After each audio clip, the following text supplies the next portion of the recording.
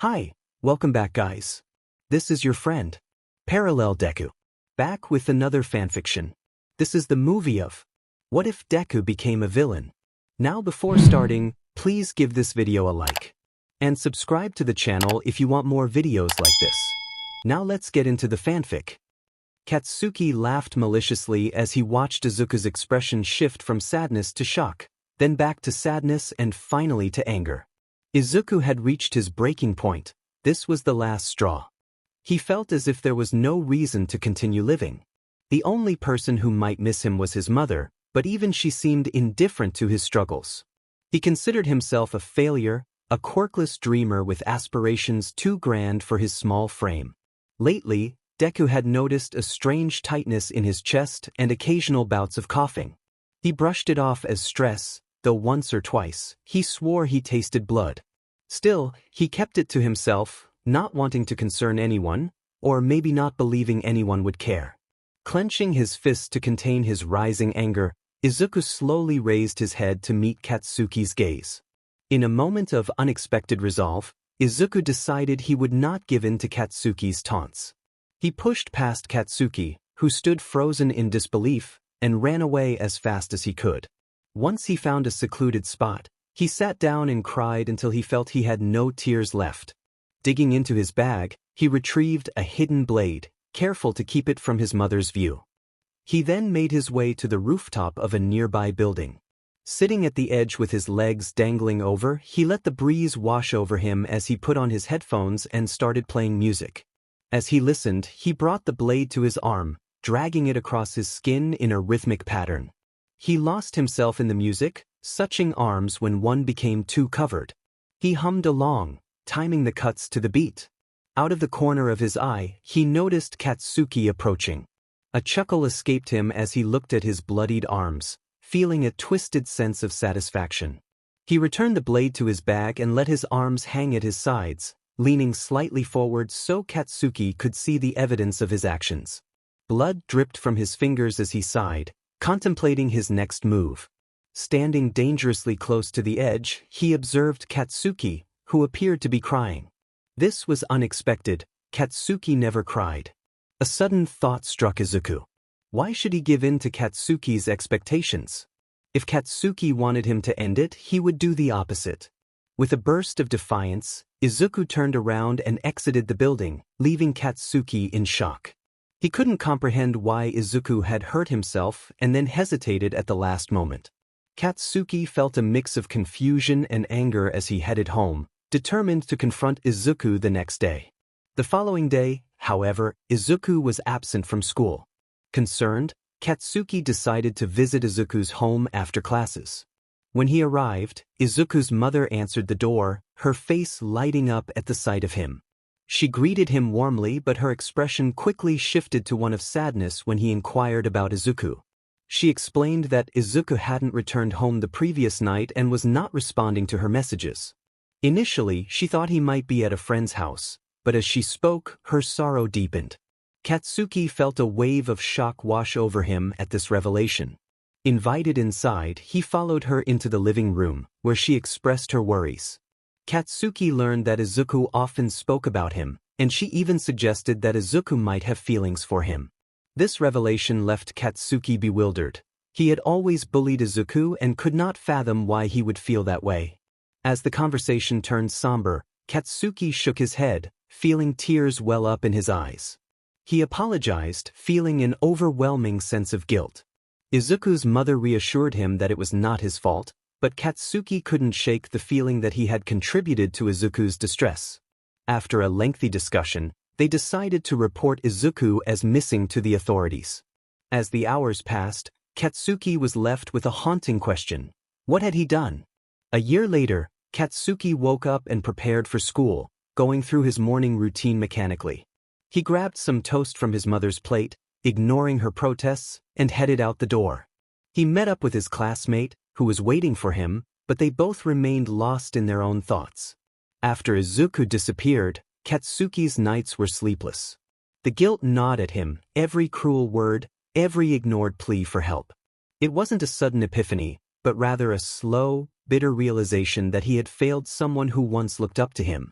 He began journaling, attending extra counseling at UA, even volunteering at support centers, anything to change. Katsuki had little interest in forming friendships. His goal was to become a hero, not to socialize. Despite his reluctance to connect with others, he found some solace in his classes at UA, where he learned from great teachers, including All Might. However, every time he saw All Might, he was reminded of Izuku and the memories they shared, including their discussions about becoming heroes like him. As he approached UA, Katsuki couldn't shake the feeling of regret that lingered in his heart. Katsuki entered the school gates and made his way to Class 1A. Upon opening the door, he noticed someone occupying his seat.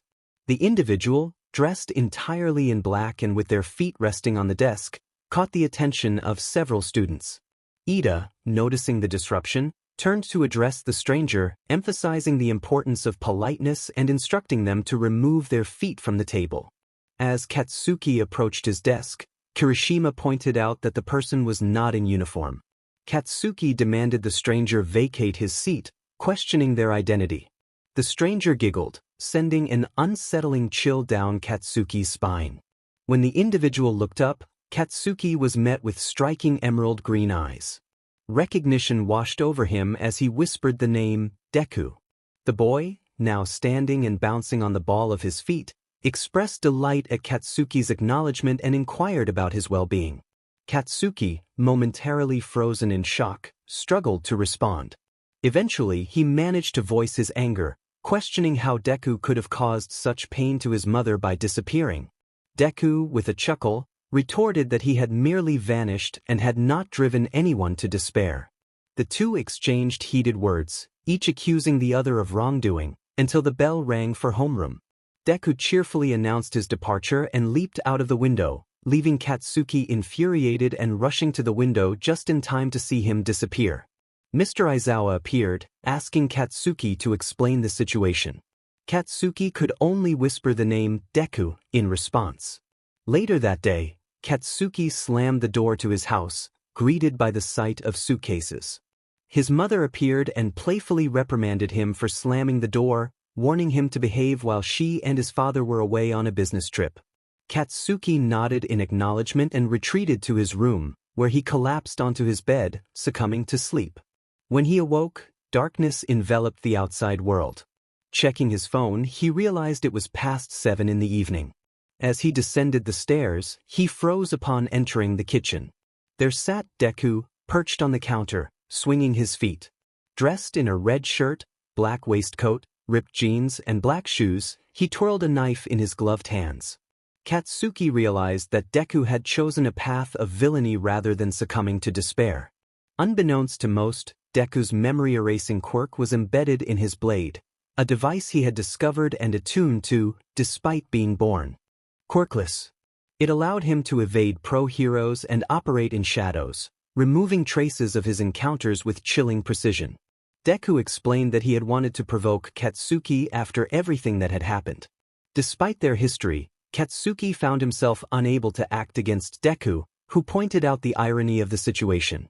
Katsuki demanded answers and Deku, with a playful demeanor, invited him to ask questions.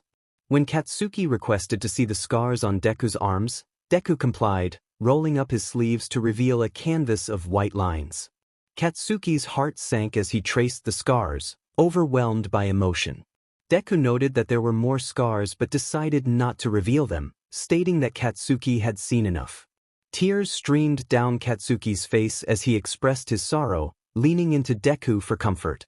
The moment was heavy with unspoken words and unresolved feelings. Deku, taken aback by Katsuki's apology, questioned where this sentiment had been during his darkest moments. He recalled the times Katsuki had watched him suffer without intervening. The weight of their shared past hung in the air, filled with regret and the longing for understanding. Tears streamed down the faces of both boys as Katsuki approached Izuku. Izuku shouted for Katsuki to stay away, grabbing a knife from the counter beside him. Katsuki's eyes widened in fear at the sight. Izuku, still shaken, expressed his anger, stating that Katsuki had no right to call him by his first name after everything that had happened. He decided to leave, placing the knife back on the counter and walking past Katsuki. The sound of the door slamming echoed in the room, leaving Katsuki with a single, bewildered question about what had just transpired. The next morning, Izuku opened his eyes to sunlight streaming through the windows. He groaned as he got up, recalling the events of the previous night. He resolved to return to Katsuki, feeling a smile form at the thought of seeing him again. After getting dressed, he entered the kitchen only to find it devoid of food. Lacking a place of his own and any money, he often stayed in vacant houses while their owners were away. He contemplated stealing something to eat, but then considered asking Katsuki for help. Putting on his shoes and pulling up his hood, he jumped out of the window, blending in with the normal teenage crowd on the streets. 5 minutes later, he arrived at Katsuki's house. Peeking through the bedroom window, he saw Katsuki still asleep. Izuku chuckled to himself and slipped through the kitchen window. He rummaged through the cupboards and decided to make scrambled eggs, amused at the thought of Katsuki's reaction upon finding him there again. He shrugged off any doubts and focused on cooking. After about 10 minutes, as he finished preparing the eggs, he heard the creaking of stairs and Katsuki's murmurs. Katsuki, still half asleep, wondered why he hadn't been woken up and realized that his mother was not home. Izuku chuckled as he watched Katsuki enter the kitchen with a smirk, clearly pleased to see him. Katsuki thanked Izuku and snatched a plate of eggs from him, prompting Izuku to chase after him for it. Katsuki insisted that the plate he took was now his, pointing to the one in Izuku's hand. Izuku protested, unable to eat the other plate due to the spice. Katsuki laughed, teasing Izuku about still being sensitive to spicy food. In a playful moment, Izuku threw a fork at Katsuki, who glared back at him. As Katsuki picked up his fork, he noticed Izuku sitting on the counter, and Izuku leaned forward, taking a bite of the spicy eggs. His face contorted at the heat, causing Katsuki to laugh even more. Izuku coughed while insisting that the food was not poisoned, just very spicy. Katsuki leaned against the counter, explaining that eating spicy food required skill and a tough demeanor. Izuku pouted at the teasing, which made Katsuki laugh again. Izuku playfully called Katsuki mean, startling him momentarily. He waved his hand in front of Katsuki's face, bringing him back to the moment. After a moment of contemplation, Katsuki asked why Izuku was there, expressing confusion over his sudden kindness, given their past. Izuku responded with a question of his own, prompting Katsuki to reflect on his feelings of guilt for how he had treated Izuku in the past. Katsuki admitted that he felt bad for his actions and acknowledged that Izuku was the complete opposite of what he had expected. Izuku pointed out Katsuki's blush, teasing him about it. Katsuki denied it, looking away, but Izuku continued to tease him. He explained that he had no food at his temporary place and felt comfortable being at Katsuki's house since it was the weekend and Katsuki had no plans. Katsuki remarked that he thought Izuku was supposed to be a villain, to which Izuku playfully questioned that assumption. Katsuki noted that Izuku wasn't acting very villainous, which prompted Izuku to grab Katsuki's shirt and the knife from the sink, holding it to Katsuki's throat. Katsuki leaned forward, startled by the sudden turn of events. Izuku jumped back, glaring at Katsuki, who calmly pointed out that he was merely checking something. Izuku expressed concern over the danger of the knife, struggling to maintain his composure. Katsuki teased him about being protective, and they both froze, realizing the implications of their words. Slowly, Izuku raised the knife and threw it past Katsuki, who flinched in fear. As the knife embedded itself in the cupboard door, Izuku warned Katsuki not to underestimate him and assured him he would fix the cupboard before his parents returned. Katsuki sighed, acknowledging the potential consequences of his mother's return, while Izuku murmured that she would have to get through him first. Katsuki heard the sound of running water from the tap in front of him. He glanced over at Deku, who had just dropped a knife into the sink. Deku was sitting on the counter, lost in thought. Katsuki raised an eyebrow and asked about Deku's habit of sitting on counters. Deku admitted that he had never really thought about it before, but it made him feel empowered, especially since he didn't have a quirk. It was a rare feeling of having an advantage in his life. As Katsuki finished washing up, a question that had been bothering him since he had seen Deku again surfaced. He asked where Deku had been staying. Deku's gaze shifted away as he revealed that he had no permanent place to stay and often crashed at vacant houses while their owners were away. Katsuki felt a pang of sympathy for him and inquired if he had anywhere to stay now. Deku shook his head, explaining that the owners were returning that day. An idea sparked in Katsuki's mind, and he offered a temporary solution. He suggested that Deku stay with him. Initially, Deku shook his head, feeling that he couldn't accept the offer. Katsuki pressed him, pointing out that his place would be vacant if he weren't there. After weighing his options, Deku reluctantly agreed but set a condition: no one could know about his presence.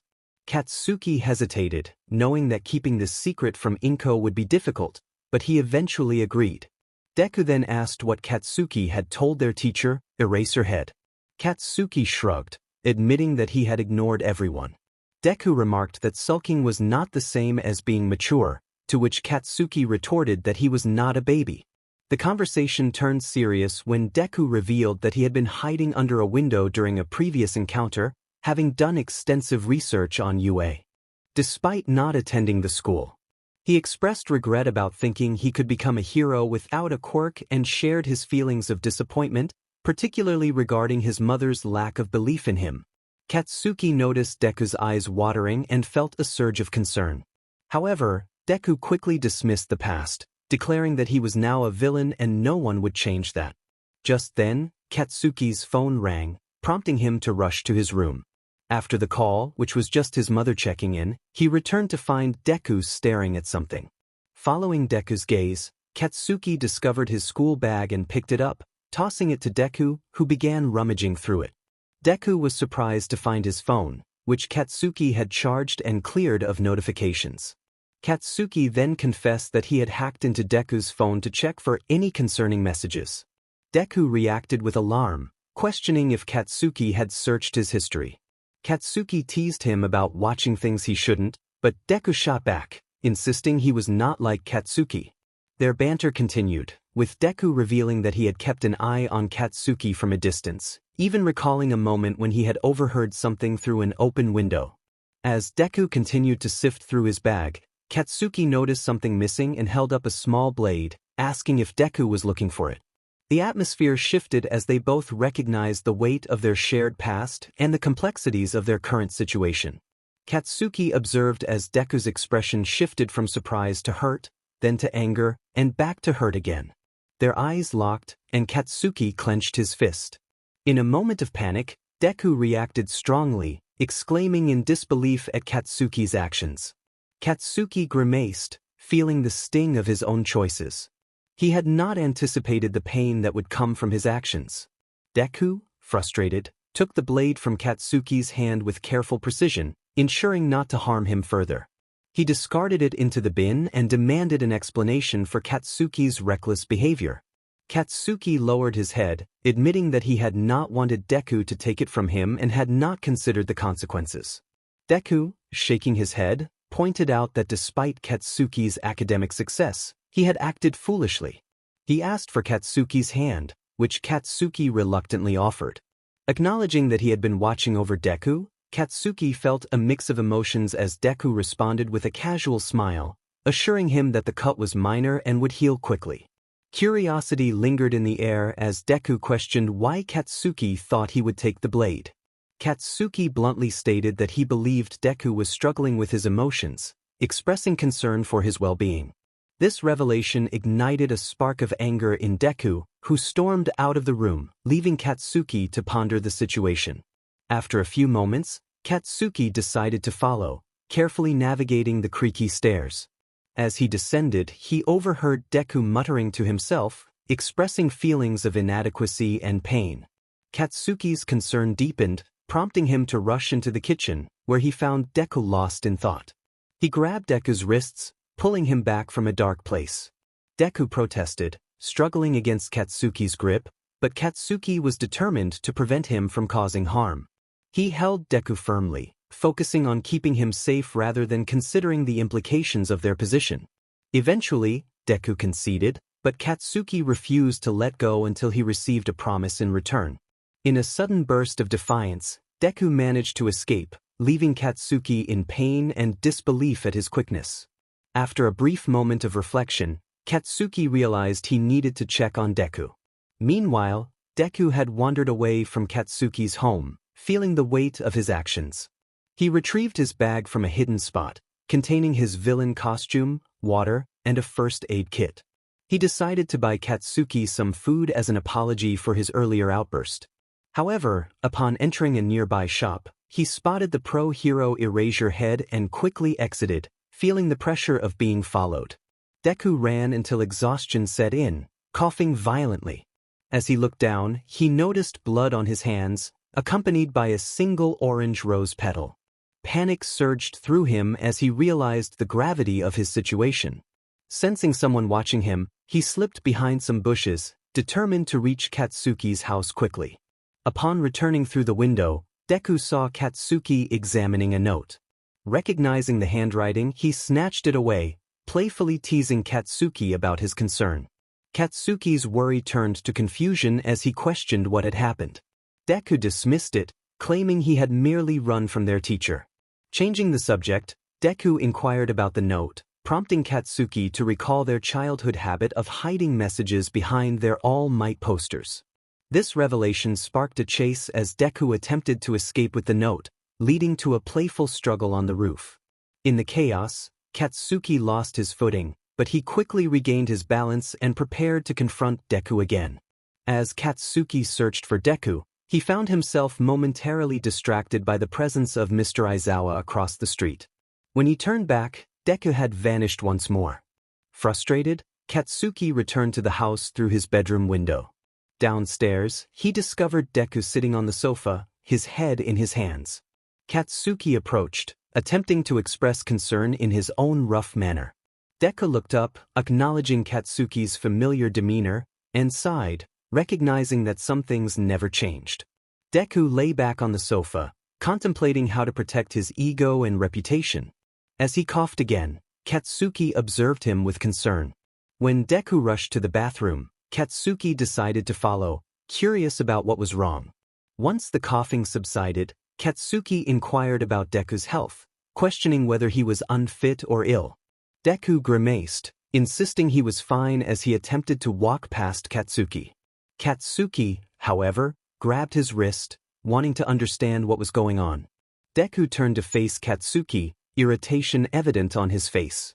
Katsuki studied him closely, noting that he appeared perfectly healthy. While Katsuki scrutinized Deku's expression, Deku watched him in return, feeling the tension in Katsuki's grip. Just as Deku was about to change the subject, Katsuki released him. Katsuki remarked that he couldn't see anything wrong with Deku, to which Deku replied that it was because he was indeed fine. Suddenly, a knock at the door interrupted their conversation. Deku hurried upstairs to Katsuki's room while Katsuki approached the door, surprised to find Mr. Aizawa standing there. Confused, Katsuki asked what Aizawa was doing at his house. Aizawa's inquiry about who had been on the roof with Katsuki made him sweat nervously. Katsuki hesitantly mentioned a friend, but Aizawa was not convinced, raising an eyebrow at his vague response. As Katsuki hung his head, a crash and a loud exclamation from his room caught their attention. Katsuki muttered under his breath, expressing his frustration with Deku. Aizawa pressed for more information, but Katsuki snapped back, insisting that Deku was not causing any trouble. Just then, Deku appeared behind Katsuki, casually introducing himself as a friend from out of town who had returned to visit. Aizawa, seemingly uninterested, dismissed them, allowing Katsuki to close the door and turn to Deku. Deku admitted that his initial intention was to confront Katsuki about past grievances, but he noted that Katsuki was not being difficult at the moment. Katsuki's puzzled expression prompted Deku to question whether something was wrong with his face. Katsuki, frustrated, stormed upstairs, leaving Deku pondering his next move. The two boys did not see each other for the remainder of the night. Deku fell asleep on the sofa, while Katsuki remained awake in his room, working on homework. Eventually, hunger drove Katsuki out of bed and down the stairs, where he heard heavy breathing in the living room. There, he found Deku lying on the sofa, his green curls obscuring most of his face.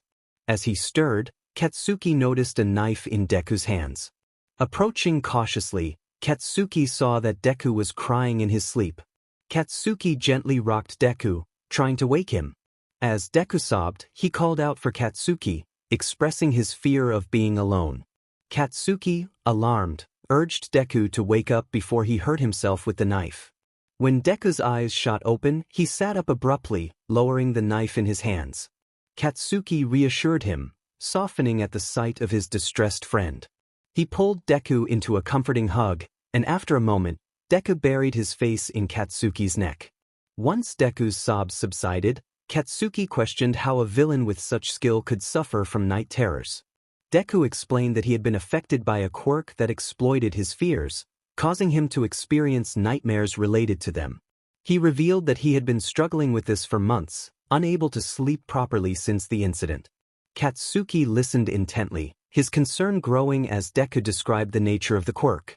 Deku mentioned that the quirk forced individuals to confront their fears, but it could be a burden if those fears were not overcome. After a brief silence, Deku changed the subject, asking for the time.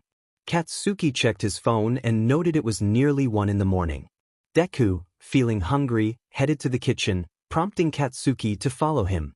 As Deku rummaged through the cupboards, he found nothing appealing and turned to Katsuki, wondering if he had woken him up. Katsuki clarified that he had been doing homework, which surprised Deku, who questioned the timing of his studies. As they continued their late-night search for food, the bond between them deepened, revealing layers of their friendship that had yet to be explored. He grabbed the container of ice cream and a spoon, walking past Katsuki, who looked up with surprise. Katsuki exclaimed that the ice cream belonged to him, but Deku pointed out that Katsuki had previously claimed not to like sweet things. Katsuki admitted that this particular ice cream was an exception and suggested they go to his room. Deku followed him upstairs, entering Katsuki's room where he noticed textbooks scattered across the bed.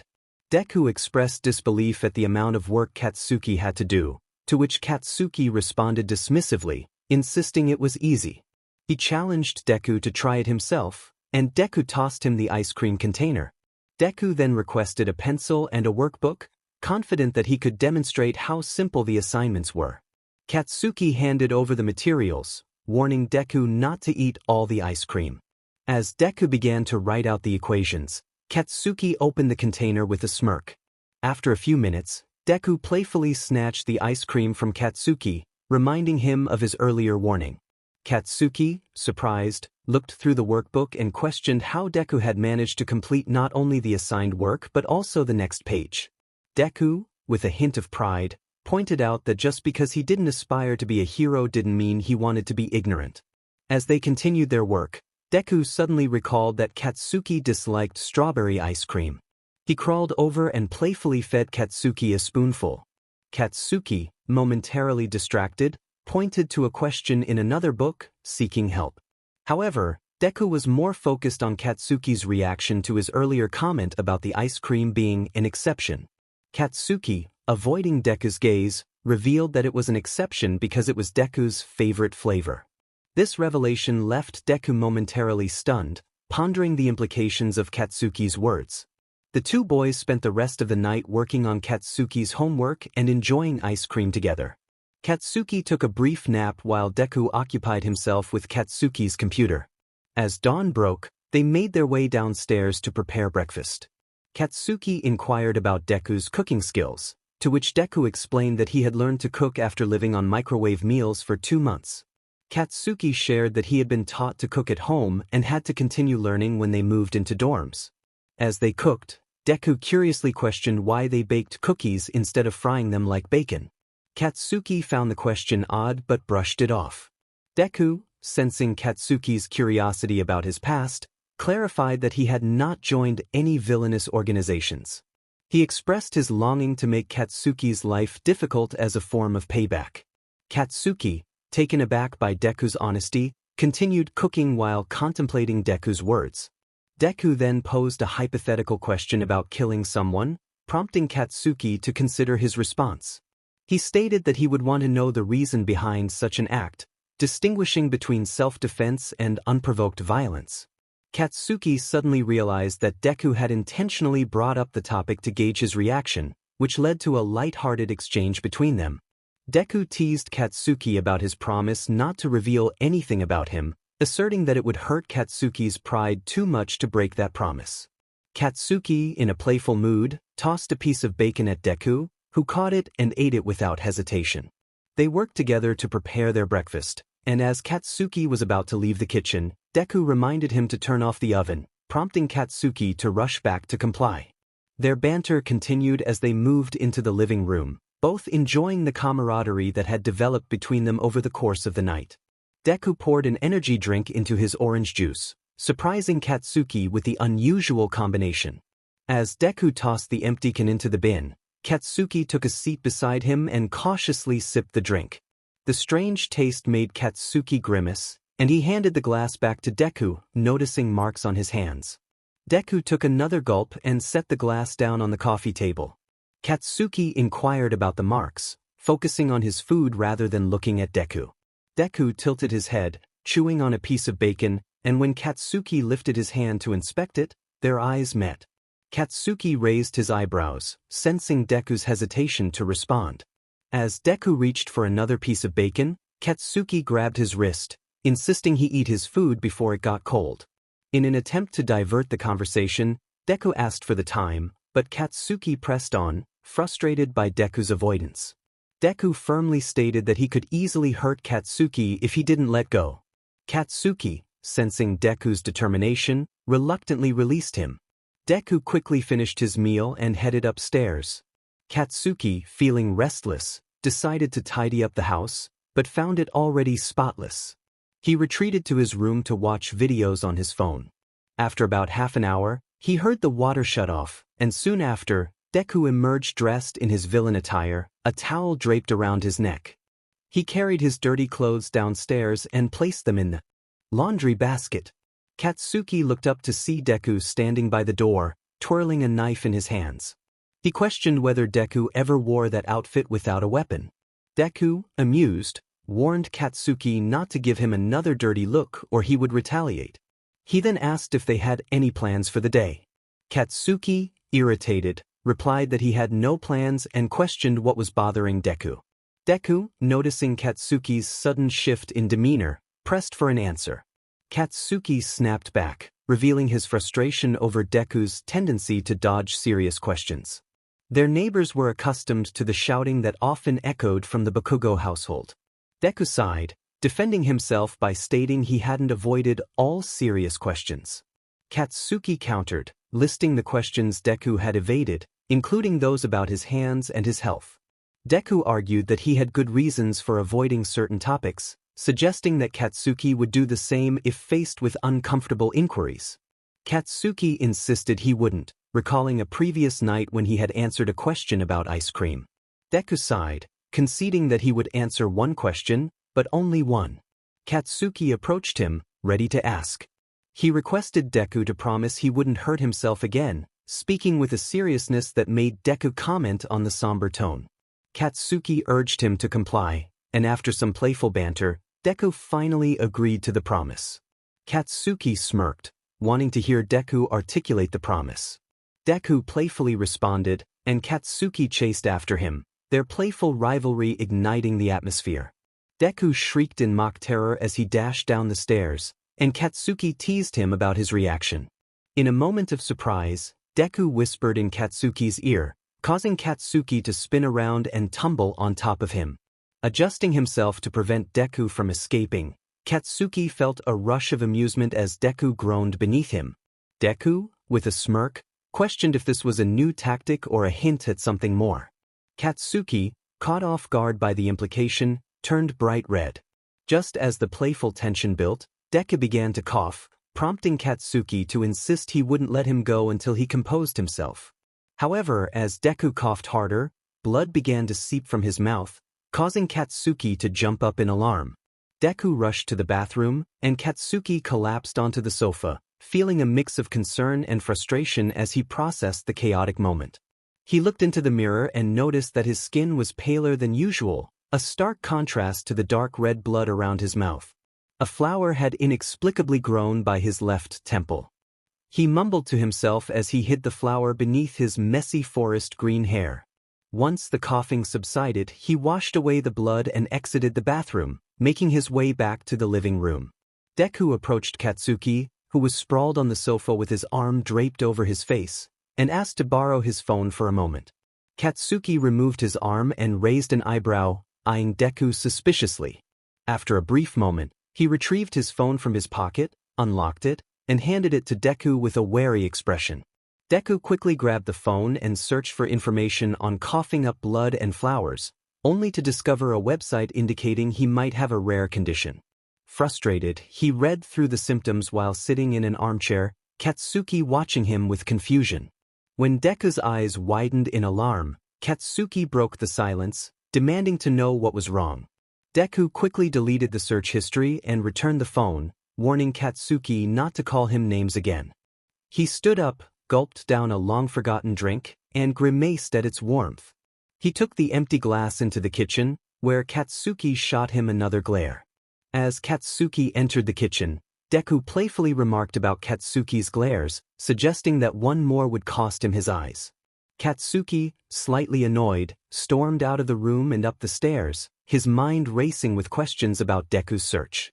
Deku wandered around the house, feeling bored and unsure of what to do. He decided against going upstairs until he was certain Katsuki had calmed down, and going outside was out of the question since he was dressed in his villain attire.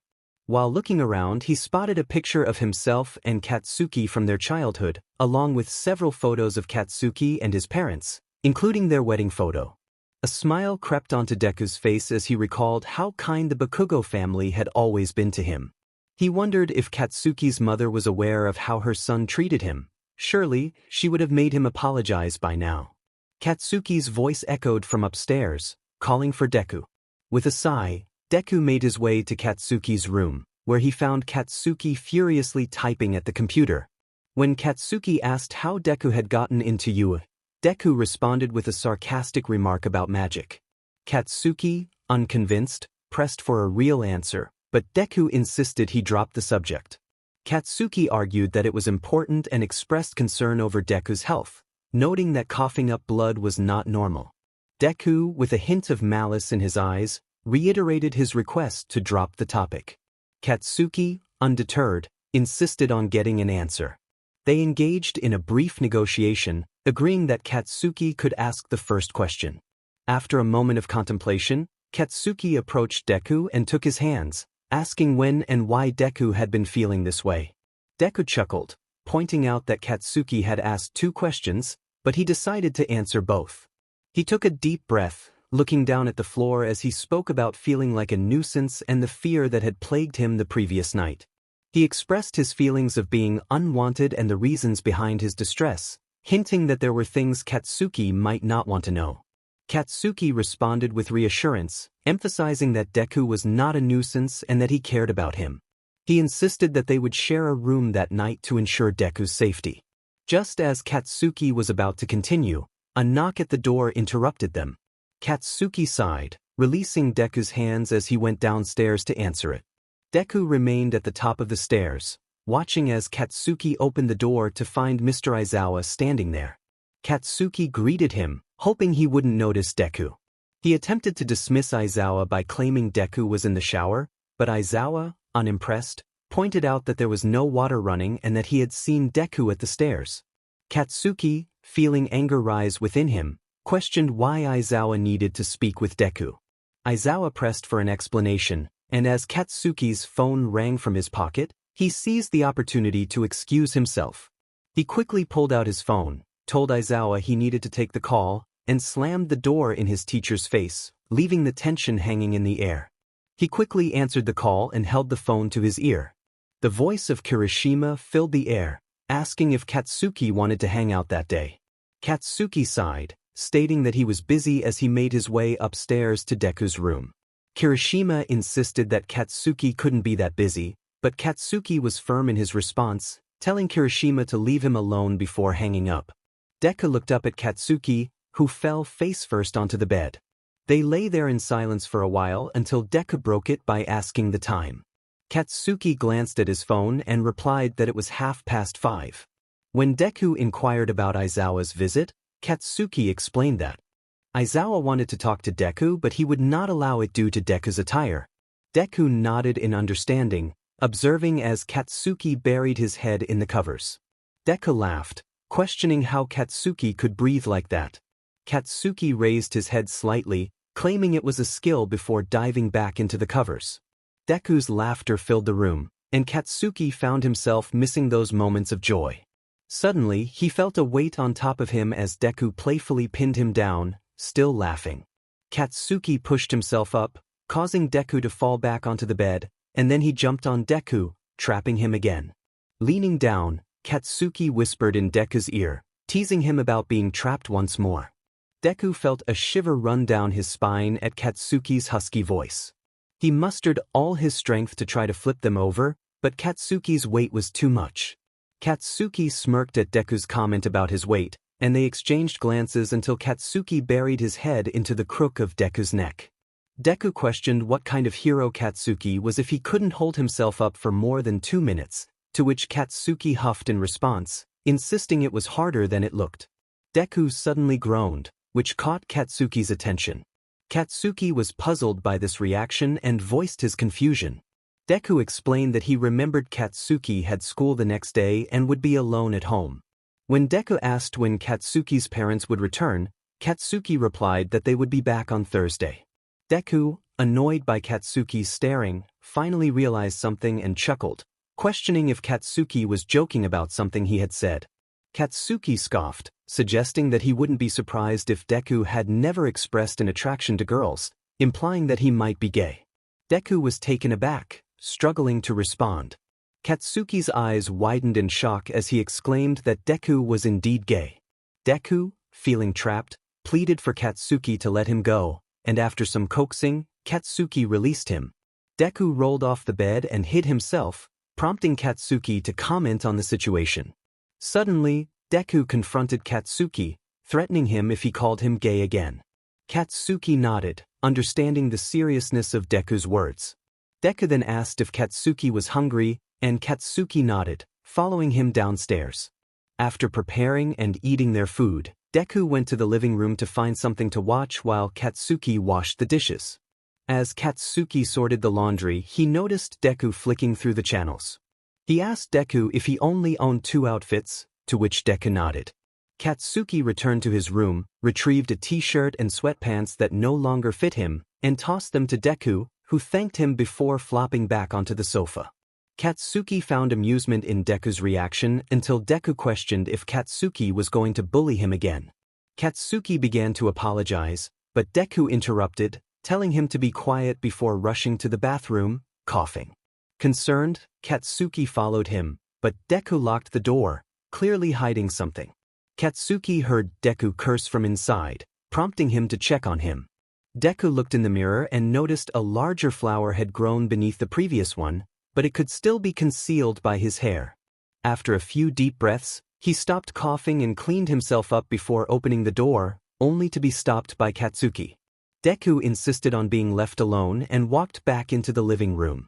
Katsuki sighed and returned to his room to change. Moments later, Katsuki sat on his bed, scrolling through his phone, while Deku entered the room. He walked over to the bed and collapsed onto it. Deku claimed the left side, mumbling as his eyes began to droop. Katsuki, however, was quick to assert that it was his side.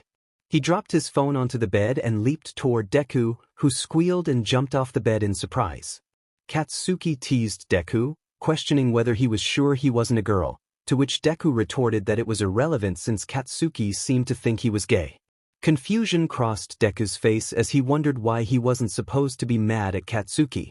Katsuki, eyeing Deku, suggested that it was actually the other way around. He proposed a deal. If Deku let him have the left side of the bed, he would stop being mad. After a moment of reluctance, Katsuki agreed, and Deku squealed in joy. Katsuki then walked around the room, putting his phone on charge and gathering items for school the next day. After a few minutes of silence, Deku broke it by asking if Katsuki would come back. Katsuki, confused by the question, assured him that he would. He explained that although UA had dorms, he could manipulate the situation to stay at home by claiming his parents were on a business trip. Deku quietly expressed doubt, prompting Katsuki to chuckle and insist that he should get into bed, noting how tired Deku looked. Deku admitted he hadn't slept in months as he climbed into bed. Katsuki crawled in behind him, and Deku turned to face the bedside table. He reached for Katsuki's phone, attempting to unlock it with Bakugo's birthday, but it was declined. Remembering the previous night's ice cream incident, he decided to try his own birthday, which surprisingly worked. As he lay there, he pondered why Katsuki's phone password was his birthday before eventually drifting off to sleep. When Deku opened his eyes, the sun was just rising, and he estimated it was around 6 in the morning. He attempted to sit up but found himself unable to move. Looking down, he realized that Katsuki had his arms wrapped around Deku's waist, his head nestled in the crook of Deku's neck. Both boys were tangled together, and Deku furrowed his brows, trying to recall the events leading to this moment. He remembered having night terrors but not waking up, which explained their closeness. Carefully, he removed his arms from around Katsuki's neck and reached for the All Might plush he knew Katsuki kept under the bed. After replacing himself with the plushie, he climbed out the window onto the roof. As he looked out at the rising sun, the wind tousled his forest green hair. The sky was painted in hues of red, orange, pink, purple, and blue. He sighed, knowing it would rain later, leaving him alone in Katsuki's house. Hearing Katsuki's alarm go off, he listened as Katsuki stumbled out of bed to turn it off and began moving around the room, likely getting dressed. Deku laid back on the roof, curious about how long it would take Katsuki to find him. Unbeknownst to Deku, Katsuki knew exactly where he was. Normally, he would hear the television or the sounds of Deku cooking if he was downstairs. After quickly getting dressed, Katsuki went downstairs to make toast for both of them. 5 minutes later, he returned to the roof with 3 slices of toast in hand and 1 in his mouth. After some effort, he managed to sit next to Deku and offered him 2 pieces of toast, which Deku accepted with a quiet thank you. After a few moments of silence, Katsuki asked Deku how he had gotten into UA. Deku chuckled, reminding Katsuki that he had been prying into matters that were none of his business. He turned away slightly, hoping Katsuki wouldn't notice the blush on his cheeks. Katsuki raised an eyebrow, and Deku reiterated that he had already told him to drop the subject. He added that he knew the school inside and out, despite Katsuki's concerns about increased security following recent villain attacks. Katsuki had asked about Deku's admission because he had been unable to find any information about it. Deku had deleted all traces of his search. He had hacked into the UA systems using a backdoor he found while researching their security layout. Deku had spent months gathering intel, floor plans, camera blind spots, security schedules. That's how he had slipped in unnoticed, blending with the students just long enough to get what he needed. Deku confidently stated that even with heightened security, he knew how to navigate the system and urged Katsuki to give him more credit. Deku observed as Katsuki checked the time on his phone and wondered when he needed to leave. Katsuki mentioned that he had to go at 8, prompting Deku to question why he had set an alarm for 6:30 if he didn't need to leave until later. Katsuki shrugged and explained that it was for training, which made Deku raise his eyebrows in curiosity. Katsuki, noticing Deku's expression, teased him about raising his eyebrows too high. In response, Deku acknowledged that he understood the joke. Katsuki then asked why Deku wasn't looking at him properly, to which Deku replied that he was simply admiring the sky. Katsuki pointed out that the sky had returned to its normal state, suggesting that Deku was hiding something. Deku insisted that the sky could still be appealing even if it wasn't sunrise or sunset, and he claimed he wasn't hiding anything. As the breeze calmed, Deku stood up and turned to Katsuki, advising him to wear a coat because it was going to rain heavily later. Katsuki firmly stated that Deku wasn't leaving, which took Deku by surprise and stirred a mix of shock and anger within him. Katsuki reiterated his point, and Deku, feeling frustrated, questioned Katsuki's intentions. Katsuki assured him that he wanted to talk without escalating the situation. Despite this, Deku was determined to leave, emphasizing that Katsuki needed to get to school. He showed Katsuki the time on his phone, which read 7:55, and returned the device before moving to the other side of the roof. Suddenly, Katsuki grabbed Deku's wrist and spun him around, placing a hand on his waist. Concerned, Katsuki asked if Deku would be okay on his own.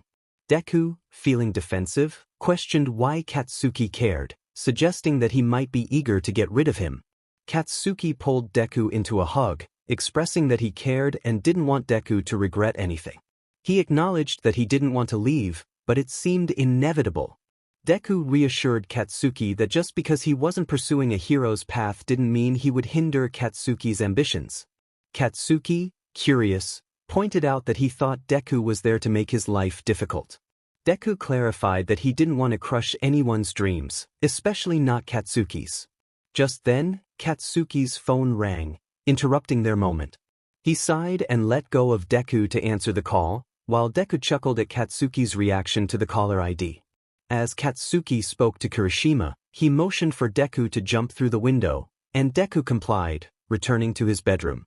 Katsuki, in a hurry to gather his things, asked Deku if he would be okay. After receiving a nod in response, Katsuki left, bidding Deku farewell as he disappeared from view. Deku sighed and flopped onto his bed, muttering a goodbye. The day unfolded monotonously for Katsuki, who eagerly anticipated returning home to see Deku again. In contrast, Deku had a more eventful day, starting with fixing Katsuki's kitchen cupboard and cleaning up the mess he had made. He found himself surprised by the number of knives scattered around the house, making a mental note to be more careful. Unfortunately, he was also forced into an unpleasant game of dealing with the consequences of his own actions, which left him with flowers growing down the side of his face. After a mental breakdown and a messy episode in Katsuki's room, Deku decided to take a walk to the nearby park. However, he encountered a suspicious gang and opted to return home, especially since rain was imminent. By the time he got back to Katsuki's, he prepared himself a hot chocolate to warm up, but an accident with boiling water caused him pain as he reopened old wounds. He sat on the kitchen floor, waiting for Katsuki to return. When Katsuki finally arrived home, he called out to announce his presence. Hearing whimpers, he rushed into the kitchen and was met with a shocking sight. Deku was sitting on the floor, leaning against the cupboards, gripping his arm and surrounded by water and blood. The place was beginning to resemble a chaotic scene. Katsuki rushed to Deku, concerned about his well-being, unaware of the flowers that were starting to cover the left side of Deku's face. He demanded to know what had happened, trying to examine Deku's arm, which he was shielding protectively. Despite Deku's insistence that nothing was wrong, Katsuki felt frustration rising within him. He pointed out that Deku would not be sitting on the kitchen floor, surrounded by his own blood, if nothing had occurred. Katsuki insisted on seeing Deku's arm, and after some hesitation, Deku reluctantly revealed it.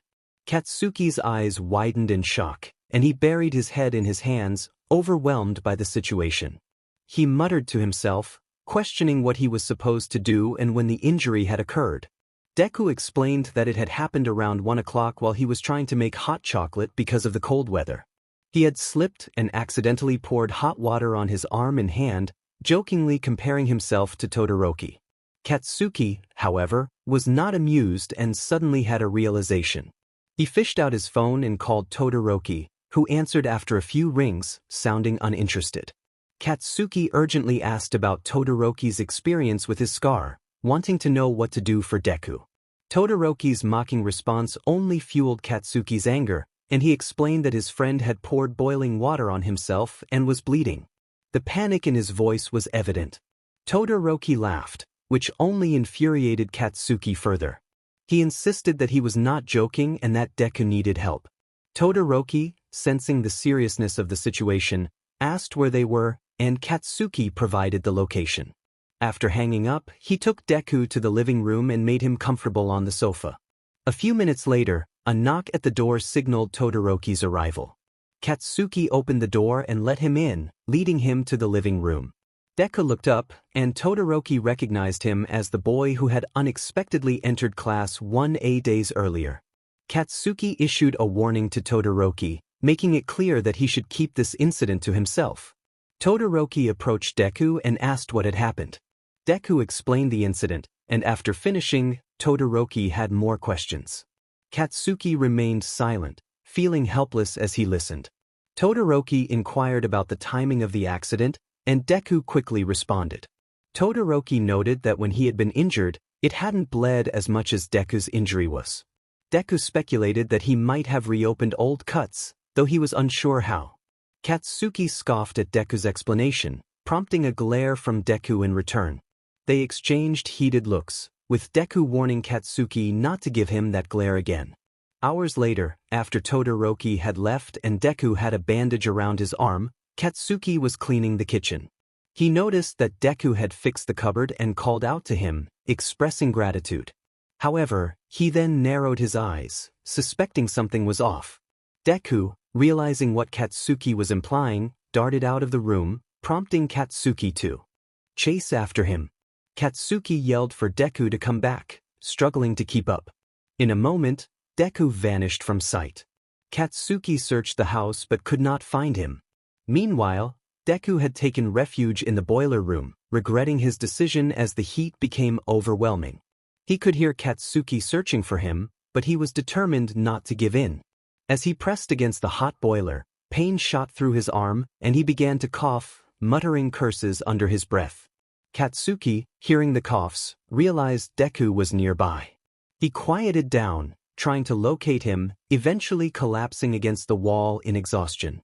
After a few moments, he figured out where Deku was hiding. He stood up and approached the boiler room door, questioning how Deku had managed to get it open.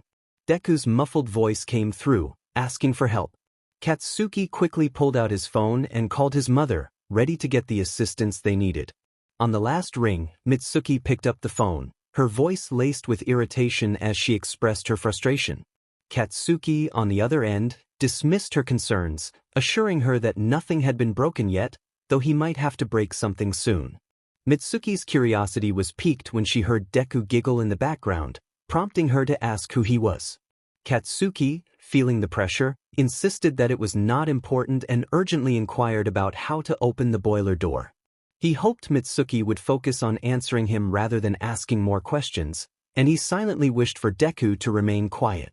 Mitsuki, sensing something was off, questioned Katsuki's intentions. Frustrated, he demanded she answer his question. After a brief exchange of heated words, she finally provided him with a suggestion on how to open the door. Katsuki, determined, declared that he would simply explode the door off its hinges, while Deku attempted to assist him from the other side. Despite their efforts, the door remained stubbornly shut, leading Mitsuki to ask why Katsuki was so eager to enter. Katsuki snapped back, insisting it was none of her business, before hanging up and heading to the kitchen for a knife. As he wedged the knife between the door and the frame, he expressed his annoyance at Deku, who was trying to avoid getting hurt. Eventually, they managed to force the door open, and Deku, overwhelmed, stormed past Katsuki and out the front door. Katsuki sighed and followed him outside. Deku sat on the doorstep, his head buried in his hands, the hood of his sweatshirt obscuring his face. He struggled to regain his composure. Katsuki, sitting beside him, felt ignored and frustrated that Deku was not acknowledging his presence. He expressed his concern, suggesting that if Deku was experiencing the same symptoms as before, he would look for answers himself. This prompted Deku to plead with him not to investigate further. Katsuki, worried about Deku's health, pointed out that coughing up blood and flowers was not normal. When Deku finally revealed that he was suffering from Hanaki disease, Katsuki was taken aback. The condition was serious, and the realization hit him hard. As Deku explained the nature of the disease, its origins in unrequited love and the dire consequences it carried, Katsuki felt tears streaming down his face. The thought of losing Deku was unbearable. Despite Deku's reassurances that he would be okay and that there was a cure, he revealed that he had weighed his options and deemed them not worth pursuing. Katsuki, bewildered, demanded to know what could possibly be more important than living. Deku's response was a somber reminder of the complexity of his situation, as he explained that the only way to cure the disease was either through surgery, which would erase his feelings, or through a confession of love from his crush. As the weight of Deku's words settled between them, Katsuki examined the flowers adorning Deku's face, realizing the severity of his condition. When he asked who was responsible for this, Deku's frustration boiled over. He accused Katsuki of caring only about revenge rather than his well-being, and in a fit of anger he retreated back inside, leaving Katsuki to grapple with his feelings of helplessness. A short while later, Katsuki heard the door slam and turned to see Deku dressed in a villainous outfit. Katsuki raised an eyebrow, questioning Deku's intentions. With a chilling giggle, Deku expressed his longing to change the colors of the flowers that plagued him, hinting at a darker path. Katsuki, knowing Deku too well, warned him against harming anyone. But Deku, with a sinister tone, challenged Katsuki's understanding of him, leaving a sense of foreboding hanging in the air. Katsuki stood on the sidewalk, his gaze fixed on the other side of the road, when Deku surprised him by biting his neck, leaving a mark. Deku then dashed into the darkness, leaving Katsuki feeling bewildered. Deku, frustrated by his inability to find anyone to confront, decided to unleash his anger on unsuspecting victims. He was furious with Katsuki and sought to change the color of the petals that adorned his face. After a while, he found someone to attack. The encounter ended with Deku victorious, and he collected enough of the dark red substance to transform the once pale orange petals into a deep crimson. He left the person behind, knowing they would forget the incident due to the quirk on his knife, which erased memories of its wielder. This ability was useful for causing harm without taking a life. After several hours of this, Deku returned to Katsuki's place. It was 3:30 in the morning when Katsuki heard the door slam again. He walked from the living room to the kitchen, where he found Deku sitting on the counter, reminiscent of their earlier encounters. Deku was cleaning his signature knife, and Katsuki noticed that the flowers on the left side of Deku's face were now stained with a dark red substance. Katsuki leaned against the door frame, observing Deku's indifference as he hummed to himself. Frustrated by Deku's lack of response, Katsuki snatched the knife from his hands. Deku protested, demanding the return of his weapon. Katsuki, however, refused, insisting that Deku was better than this path he was on. Deku retorted that Katsuki only knew the weak version of him, not the ruthless villain he had become. In a sudden burst of aggression, Deku lunged at Katsuki, who skillfully dodged and caused Deku to collide with the kitchen counter. Angered, Deku charged again, managing to pin Katsuki to the ground, reminiscent of their past encounters. As Deku's shirt tore, revealing his toned stomach, Katsuki found himself struggling for breath beneath him. Deku taunted Katsuki, reminding him of his underestimation. Katsuki pleaded with him to reconsider, but his words fell on deaf ears. Deku's fury was palpable as he expressed how deeply Katsuki had hurt him, recalling moments of despair and betrayal. In a moment of desperation, Katsuki retaliated with a punch, surprising Deku and momentarily halting his onslaught. The fight continued, each boy exchanging blows fueled by their pent-up emotions. Katsuki, determined to make Deku understand, flipped their positions, pinning Deku down. Despite the chaos, Katsuki sought a way to calm Deku, resting his head against Deku's neck. This unexpected gesture caused Deku to freeze, caught off guard by the intimacy of the moment. As Katsuki nuzzled against him, Deku struggled to maintain his anger. He demanded to know what Katsuki was doing, but the smirk on Katsuki's face only intensified his frustration. Despite his attempts to resist, Deku felt his resolve weakening. He subtly reached for the knife, but Katsuki's teasing made him falter, causing him to drop it. With dawn approaching, the tension in the room shifted. Katsuki continued to tease Deku, whispering that he understood him too well. In a moment of vulnerability, Deku decided to give in, allowing Katsuki to take control. However, he quickly realized that he still had some strength left and pushed against Katsuki, only to be pinned down once more. Defeated, Deku whispered his concession, prompting a smirk from Katsuki.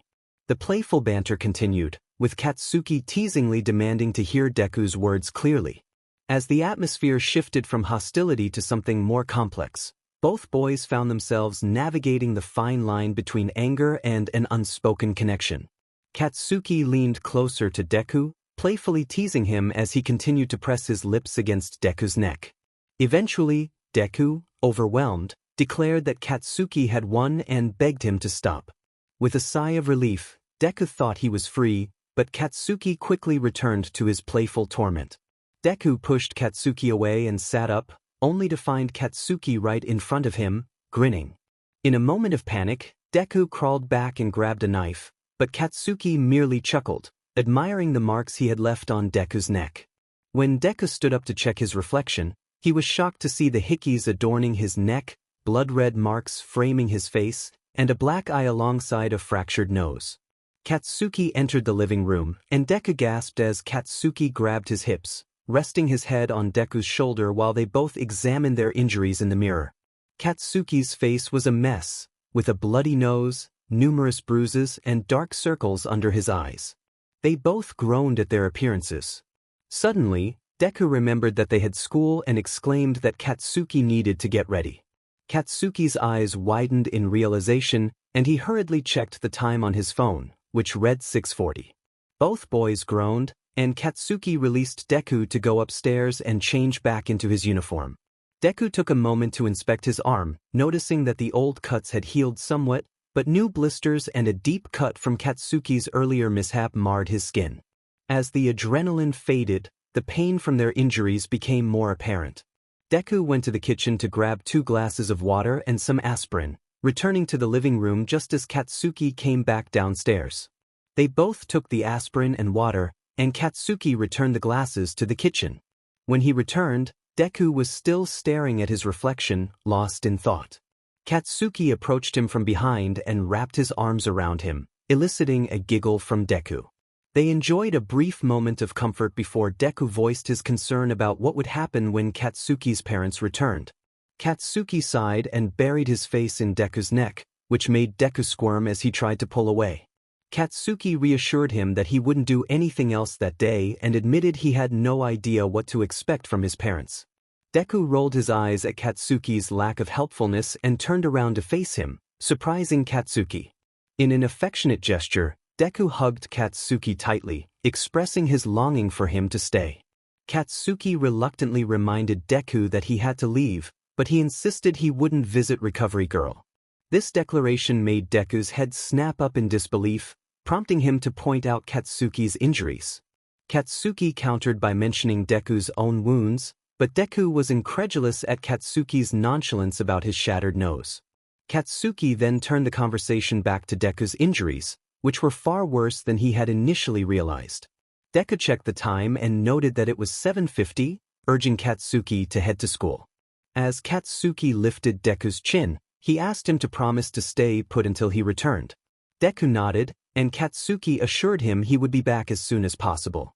After a quick hug, Katsuki left, and both boys were left wondering if the other would be okay.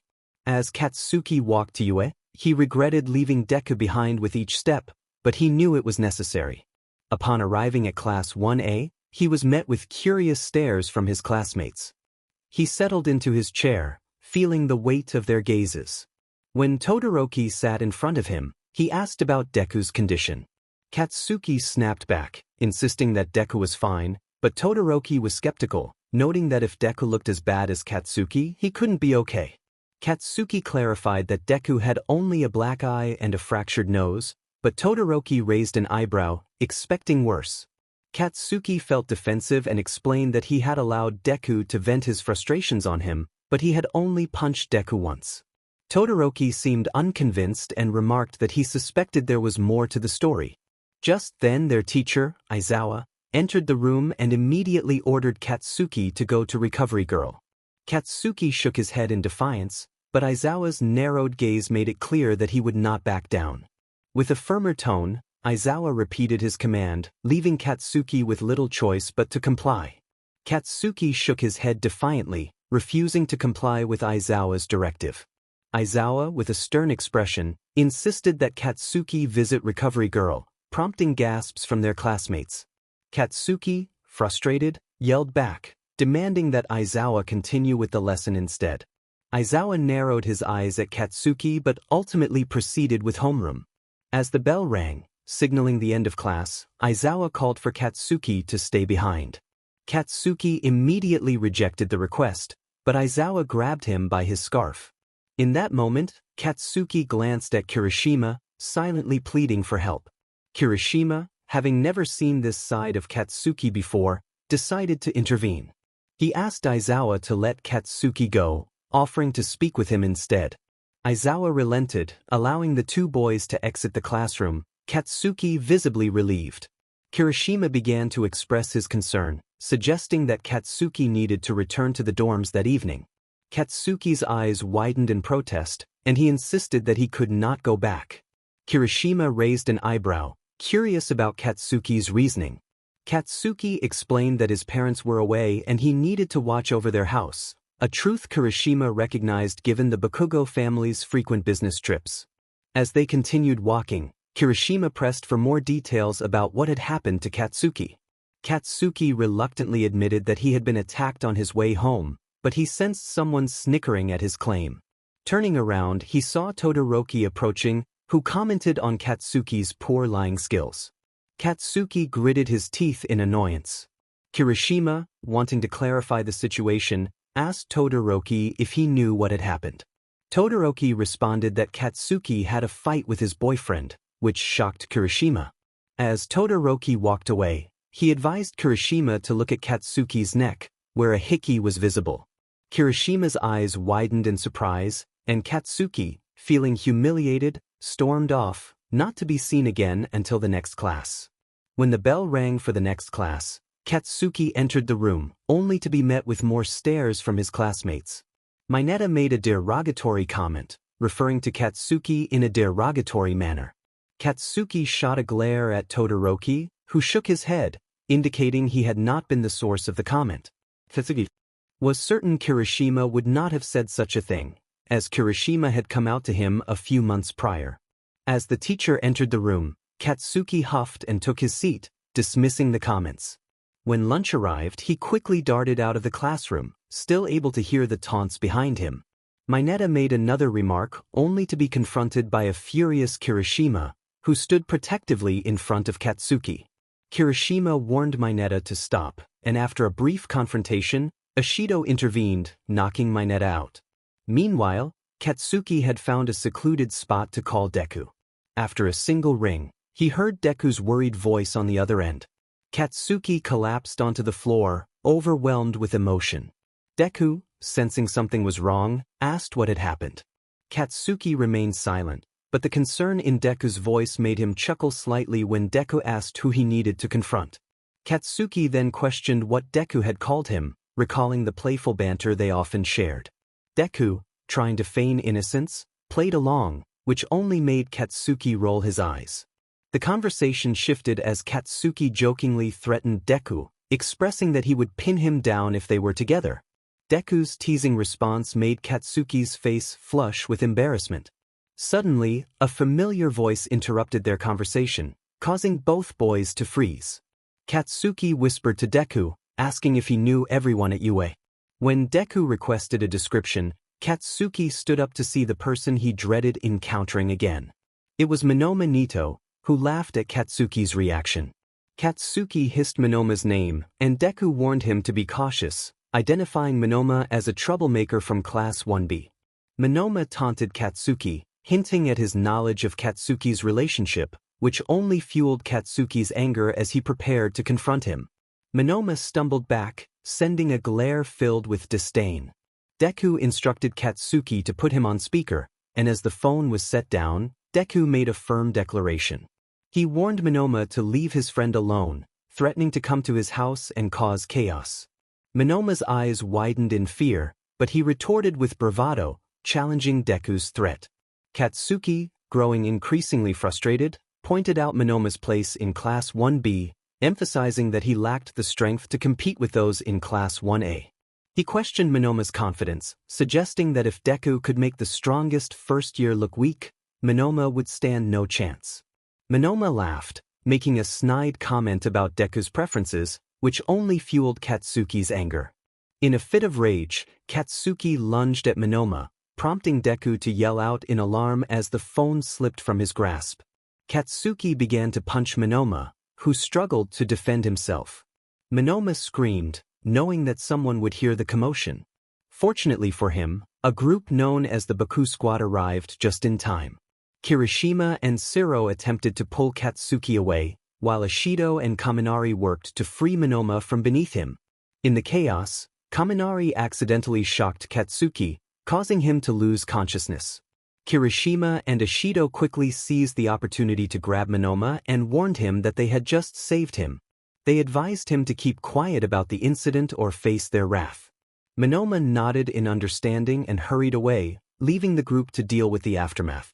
Kirishima picked up the fallen phone and answered it, confirming to Deku that he was still on the line. Deku warned Kaminari that Katsuki would be furious when he regained consciousness. As Katsuki began to stir, Shiro quickly restrained him with tape. Deku then asked Kirishima what his contact name was, leading to a moment of confusion.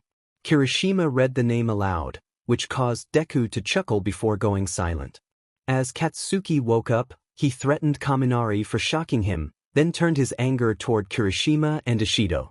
He snatched his phone back and issued a stern warning to keep quiet about what had happened. Ishido, curious, asked Katsuki about the contact name, prompting a defensive response from him. Deku chimed in, teasing Katsuki about avoiding the question. As the bell rang for class, Katsuki begrudgingly acknowledged Deku and pocketed his phone, only to find his path blocked by Ishido and Kirishima. They pressed him for answers, but Katsuki, frustrated, pushed past them and headed to class. The atmosphere was tense as they all entered, with many students staring at Katsuki. Ishido and Kirishima, tired of the scrutiny, decided to address the class. They emphasized the importance of supporting one another and creating a safe environment for everyone. Kirishima took a deep breath and revealed his own truth, declaring that he was gay, which shocked Ishido and Katsuki. Just then, the teacher entered, and the lesson began, but Katsuki remained lost in thought, questioning why his friends had taken such a stand for him. Later, Deku was cleaning the kitchen when he heard the door close. He rushed into the hallway and playfully trapped Katsuki against the wall. Katsuki, taken aback, was met with Deku burying his head into his neck, expressing his frustration over Katsuki's earlier actions. Katsuki huffed, picked up his bag, and hoisted Deku over his shoulder, carrying him upstairs. Once in his room, Katsuki tossed Deku onto the bed and began to empty his bag's contents. Deku protested, insisting that Katsuki couldn't avoid his homework by making him do it. Katsuki scoffed, determined to focus on his studies while telling Deku to be quiet. But as he reached for a book, Deku climbed onto his lap, demanding his attention. The playful banter continued, with Katsuki unable to escape the situation, and the two settled into their familiar routine, filled with camaraderie and unspoken feelings. Deku always answered Katsuki's questions, and now it was time for Katsuki to return the favor. Katsuki groaned, knowing he couldn't avoid the inevitable. He had a feeling he knew what Deku was going to ask. Deku wanted to know what he meant to Katsuki. The question caught Katsuki off guard. He looked up at Deku, searching for any sign of jest, but found only seriousness in Deku's expression. After a moment of hesitation, Katsuki sighed and buried his head into Deku's neck, admitting that he didn't know the answer. This unexpected vulnerability surprised Deku. Just then, Katsuki's phone rang, and Deku answered it. A friendly voice greeted him on the other end. It was Kirishima, who inquired if Bakugo was around. Deku confirmed that Katsuki was there and mentioned that Kirishima was on speakerphone, chuckling at the nickname he had given Katsuki. Kirishima asked if Katsuki was okay, prompting Katsuki to respond with a question about Kirishima's earlier actions. Kirishima explained that he and Mina had grown tired of people being unkind to Katsuki and decided to confront them directly. He assured Katsuki that if anyone bothered him or Deku, he would handle it.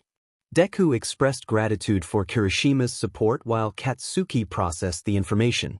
Kirishima then expressed a longing to meet Deku, curious about the person who had captured Katsuki's interest. Katsuki was taken aback, and Deku pointed out that they had already met the previous Monday, though Kirishima struggled to recall the encounter. Deku reminded him that he had jumped out of the window when Aizawa entered the classroom, which shocked Kirishima. They agreed to meet up properly in the future, and after hanging up, Katsuki turned to Deku with a question of his own. He repeated Deku's earlier inquiry, prompting Deku to groan and hide his face against Katsuki's shoulder. Katsuki pressed for an answer, sensing that Deku was holding something back. Deku mumbled something that Katsuki couldn't quite catch, leading to a playful exchange where Katsuki attempted to tickle Deku into revealing his thoughts. After a brief struggle, Deku relented and mumbled a word that caught Katsuki's attention. When Katsuki pressed for clarification, Deku shyly repeated the word, which made Katsuki's eyes widen in surprise. Deku avoided eye contact, and Katsuki insisted he look at him. When Deku playfully shoved a book in Katsuki's face and retreated to the other side of the room, Katsuki chased after him, wrapping his arms around Deku's waist to prevent him from escaping. Despite Deku's protests, Katsuki refused to let go, burying his head in Deku's neck. The moment was interrupted by their rumbling stomachs, prompting a light-hearted admission from Deku about his hunger. Katsuki, with a teasing tone, suggested that Deku could eat him, which elicited a surprised reaction from Deku. He quickly turned the playful banter into a serious inquiry about their last meal, and Katsuki shrugged, eventually suggesting they go get food. Deku, eager for food, playfully blocked Katsuki's path, insisting they move quickly. Katsuki remained aloof, prompting Deku to question why he wasn't looking at him. After a bit of back and forth, Deku took matters into his own hands, grabbing Katsuki's face to make him look at him. Katsuki responded with annoyance, but Deku pressed closer, trying to understand what was bothering him. Realizing that Katsuki was flustered, Deku playfully wrapped his arms around Katsuki's neck and leaned in closer. Katsuki struggled to break free, but Deku's grip was firm. After a moment of playful tension, Deku finally released him and suggested they get food, smirking at Katsuki's exasperation. As they left the room, Katsuki followed Deku, muttering about how infuriating he found him. Deku teased back, claiming that his hunger for real food took precedence, while Katsuki playfully questioned Deku's priorities. The two continued their banter as they headed out, their playful dynamic evident in every exchange. Deku shivered as he and Katsuki walked down the street, playfully teasing each other until they reached the restaurant. Once inside, they ordered their meals and settled into a booth. Deku, with his hood up, sat with his gaze lowered, swinging his legs back and forth. Katsuki sat beside him, seemingly engrossed in his phone, unaware of Deku's presence, or so Deku thought. Suddenly, Katsuki's hand slipped under the table and grasped Deku's. When Deku looked up, he found Katsuki's expression unchanged. Rolling his eyes, Deku rested his head on Katsuki's shoulder, prompting a smirk from Katsuki as Deku snuggled closer. A cheerful voice interrupted them, exclaiming how cute they looked together. Both boys glanced up to see Ashido, who worked at the restaurant, standing there with their food. Katsuki, slightly annoyed, asked her what she wanted, while Deku giggled at his friend's reaction. Ashido playfully warned Katsuki to behave, or she would take their food back. Deku thanked her with a bright smile, which Katsuki noticed but mumbled his thanks in return as he prepared his chopsticks. Ashido left them to enjoy their meal, and Deku soon noticed Katsuki wasn't eating. He inquired about the mumble he had heard earlier. Katsuki admitted he had been wondering why Deku hadn't smiled at him like he had at Ashido. Deku suggested that perhaps Katsuki had not given him a reason to smile that brightly. This prompted a softer smile from Deku, which seemed to lift Katsuki's mood as he began to eat. Deku leaned over and kissed Katsuki's cheek, causing both of them to blush slightly. After finishing their meal, they paid and started their journey home. As they walked, Deku slipped his hand into Katsuki's pocket, intertwining their fingers. The comfortable silence was broken when Katsuki asked if Deku was gay. Deku rolled his eyes, affirming that he wouldn't be holding Katsuki's hand if he weren't. Katsuki furrowed his brows, confused about why Deku seemed flustered around girls. Deku explained that he felt bad for not being attracted to them, especially in a romantic sense. Katsuki asked how long Deku had known about his sexuality. Deku replied that he had realized it since middle school but had kept it to himself to avoid bullying. Katsuki acknowledged this with understanding. Deku then urged Katsuki to answer the same questions about himself. Katsuki admitted he was also gay and that he didn't get flustered around girls, dismissing them as unworthy of his attention. Deku reminded Katsuki that just because he wasn't attracted to them didn't mean he should treat them poorly, emphasizing that all women deserved respect. Katsuki confessed that he had his suspicions about his feelings, which had been confirmed in the past week. Deku made a light-hearted comment about the ice cream, Katsuki's contact name, and his phone password, which made Katsuki freeze in surprise. He wondered how Deku knew that information. Deku chuckled and encouraged Katsuki to keep walking while he explained. As they continued, Katsuki admitted to having someone hack into Deku's phone to unlock it, revealing he hadn't guessed the password. Deku handed his phone to Katsuki, who was baffled by what Deku wanted him to do. When Katsuki insisted he didn't know the password, Deku teased him, suggesting he could be quite oblivious at times. Katsuki, still confused, finally typed in the password, successfully unlocking the phone. Deku celebrated this small victory, but Katsuki reminded him that he would eventually have to see his mother again, which Deku reluctantly acknowledged. Upon arriving at Katsuki's house, they headed straight to his room. Katsuki reminded Deku that he had not answered his earlier question about homework. Deku pointed out that Katsuki had not completed his assignment, prompting Katsuki to ask if Deku would help him. Although Deku was reluctant, he agreed, questioning how Katsuki could aim to be number one if he relied on others for his homework. As they settled in, Deku playfully pushed Katsuki onto the bed, catching him off guard. Katsuki grunted in surprise, and Deku teased him, suggesting he should at least receive a kiss first. Katsuki turned around, his face flushed. Deku, not missing a beat, leaned down to kiss Katsuki's neck, starting gently but growing more intense. Katsuki muffled his reactions, overwhelmed by the sensations. Deku, straddling Katsuki, playfully reminded him to finish his homework if he wanted to earn more attention later. He then jumped off and headed to the bathroom for a shower, leaving Katsuki to ponder their playful exchange. Katsuki groaned as he settled down to begin his homework. The evening was quiet, with only the sound of his pencil scratching against the paper filling the room. He felt the weight of the assignments pressing on him, but he was determined to push through. As he worked, his thoughts drifted to his friends and the recent events at school. The competitions had been intense, and he couldn't shake the feeling that he needed to prove himself even more. He focused on the equations in front of him, trying to block out the distractions that threatened to pull him away from his studies. Hours passed, and the moon hung high in the sky, casting a soft glow through the window. Katsuki's determination began to waver as fatigue set in, but he reminded himself of his goals. He had to be the best, and that meant putting in the effort now. With renewed focus, he tackled the remaining problems, each one a step closer to mastering the material. As he finished the last question, a sense of accomplishment washed over him. He had faced the challenge head-on and emerged victorious, ready to take on whatever came next. Half an hour later, Katsuki heard the water shut off as he completed the last few questions. Just as he finished, Deku entered the room with wet hair and a towel around his waist. Katsuki glanced at Deku before quickly looking away. Noticing this, Deku looked at Katsuki with curiosity. Katsuki insisted that he was not hiding anything, but Deku pressed him about why he was avoiding eye contact. Katsuki admitted that looking at Deku made it difficult for him to resist the urge to touch him. In response, Deku suggested that Katsuki simply refrain from doing so, but he also warned him not to go too far. Katsuki nodded in understanding and approached Deku, kissing him softly. Deku leaned into the kiss, deepening it as Katsuki lifted him off the ground. Katsuki instructed Deku to jump, and as he did, Katsuki held him securely. They continued to kiss passionately, with Katsuki pressing Deku against the wall.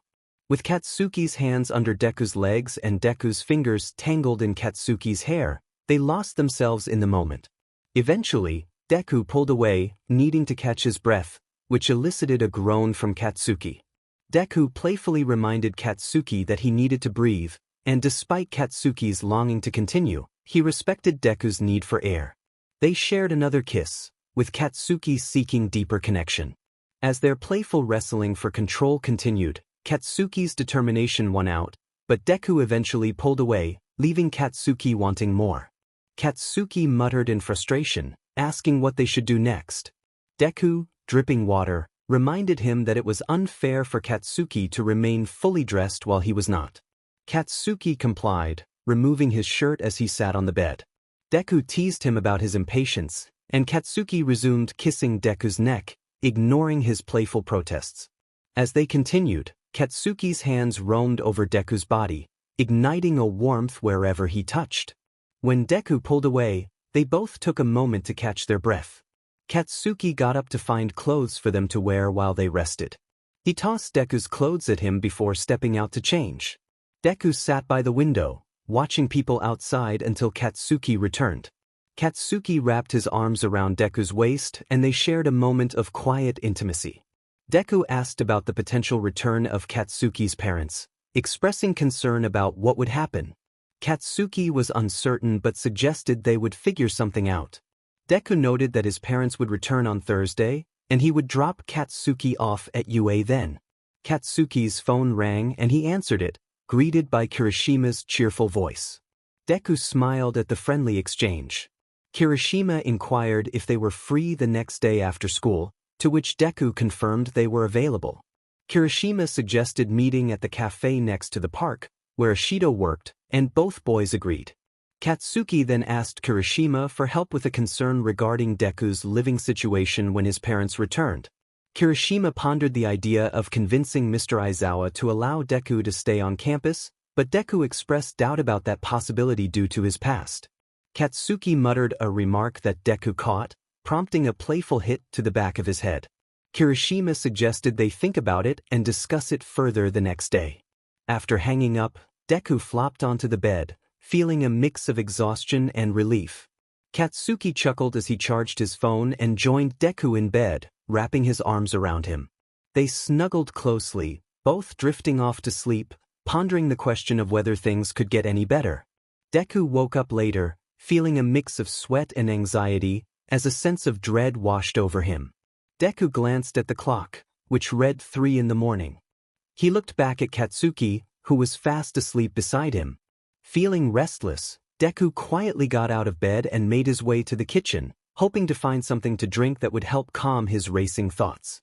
Normally, Katsuki could soothe him during his night terrors without waking, but this time was different. He poured himself a glass of juice and sat on the counter, sipping slowly as he pondered his feelings. Deku felt a wave of sadness wash over him as he thought about Katsuki's feelings. He believed that Katsuki would never truly love him. If he did, the pain would have faded away by now. Tears welled up in his eyes as he reflected on their relationship, feeling as though he was merely a burden to Katsuki. In a moment of despair, he reached for a knife, twirling it in his hands as he contemplated his worth. He felt that Katsuki was using him, and the kindness he had shown was just a facade. Overwhelmed by emotion, Deku made a decision. He took the knife and made a small cut on his arm, watching as the blood dripped onto the floor. With a heavy heart, he walked to the other side of the room, grabbing paper and a pen to write a letter to Katsuki. In the letter, he expressed his sorrow for being a burden and his belief that Katsuki never wanted him around. He apologized for the pain he felt he had caused and wished Katsuki a good life, hoping he would find someone better suited for him. He acknowledged that he loved Katsuki deeply, but felt that leaving was the best choice for both of them. After finishing the note, Deku returned upstairs and placed it on the bed where he usually slept. He gathered his belongings, dressed in his villain attire, and leaned down to kiss Katsuki softly on the lips before jumping out of the window. Tears streamed down his face as he took one last look at the house he was leaving behind. Meanwhile, Katsuki woke up to the sound of his alarm, annoyed by its incessant noise. He noticed that Deku was not in bed and assumed he was downstairs. After getting dressed, he searched the house but found it eerily empty. Returning to his bedroom, he noticed a piece of paper on the bed. As he read the letter, tears began to spill down his cheeks, and he collapsed onto the floor, overcome with grief. Desperate for help, Katsuki pulled out his phone and called Kirishima, who answered almost immediately. Katsuki informed him that Deku was missing, and Kirishima rushed over, having stayed at his parents' house the previous night. When Kirishima arrived, he found Katsuki still sitting on the floor, tears streaming down his face. Katsuki handed the letter to Kirishima, who read it and then embraced his friend, both of them sharing in the sorrow. After a moment of silence, Kirishima asked if Katsuki had any idea where Deku might have gone. Katsuki shook his head but then froze, realizing that if Deku was in a dark place, he might know where to find him. Determined, Katsuki stood up, ready to search for Deku, and Kirishima insisted on joining him. As they left the house, Katsuki had an idea and called Todoroki for assistance. When Todoroki answered, Katsuki explained the situation, and the gravity of Deku's disappearance hit Todoroki hard. He confessed that he had helped Deku in the past and knew where he might be. Katsuki felt a surge of anger and protectiveness, unwilling to let anyone else take Deku away from him. Todoroki instructed Katsuki to go to the place where he thought Deku might be, while he would check another location. Before hanging up, Todoroki asked if Katsuki loved Deku.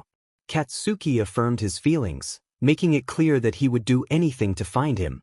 With a heavy heart and a fierce determination, Katsuki set out to bring Deku back, knowing that he could not lose him without a fight. Kirishima watched as Katsuki turned a corner, his expression filled with frustration. Katsuki, irritated, questioned why Kirishima was staring instead of helping him search for Deku. He returned the earphones to Kirishima, who quickly looked away, his cheeks flushed. As Katsuki rummaged through his pocket, Kirishima noticed him pull out another phone, realizing that Deku didn't even have his phone with him. Katsuki shoved the phone back and urged Kirishima to hurry, expressing his longing to reach their destination that day. When they arrived at their location, Katsuki slumped onto the cold floor, overwhelmed by despair. He lamented that Deku was not there and began to cry again. He handed his phone to Kirishima, asking him to call Todoroki and inquire about Deku's whereabouts. Kirishima, curious about the phone's password, learned it was July 15th. After unlocking the phone, he called Todoroki, placing it on speaker. Todoroki's monotone voice greeted them, and Kirishima immediately asked if he had found Deku. Todoroki's response was dismissive, indicating that he had no intention of returning Deku to Katsuki. This infuriated Katsuki, who stood up and confronted Kirishima, demanding to know what Todoroki meant by his comment. Todoroki explained that Deku had left Katsuki for a reason, suggesting that it was due to how Katsuki treated him. He added that he was headed to UA for homeroom and warned Katsuki that he would inform others about his association with a villain if he attempted anything. Kirishima, sensing the rising tension, quickly ended the call and urged Katsuki to head to UA. Katsuki, still fuming, agreed, and they made their way to school. Upon arriving at homeroom early, Katsuki's gaze fell on Todoroki, who was already present. Kirishima, concerned for his friend, tried to restrain Katsuki from confronting Todoroki. The rest of the class turned their attention to the unfolding drama. Ashido, Kaminari, and Siro approached, with Ashido asking if Todoroki was giving Katsuki trouble. Katsuki confirmed that it was an understatement, while Todoroki insisted he was merely protecting someone.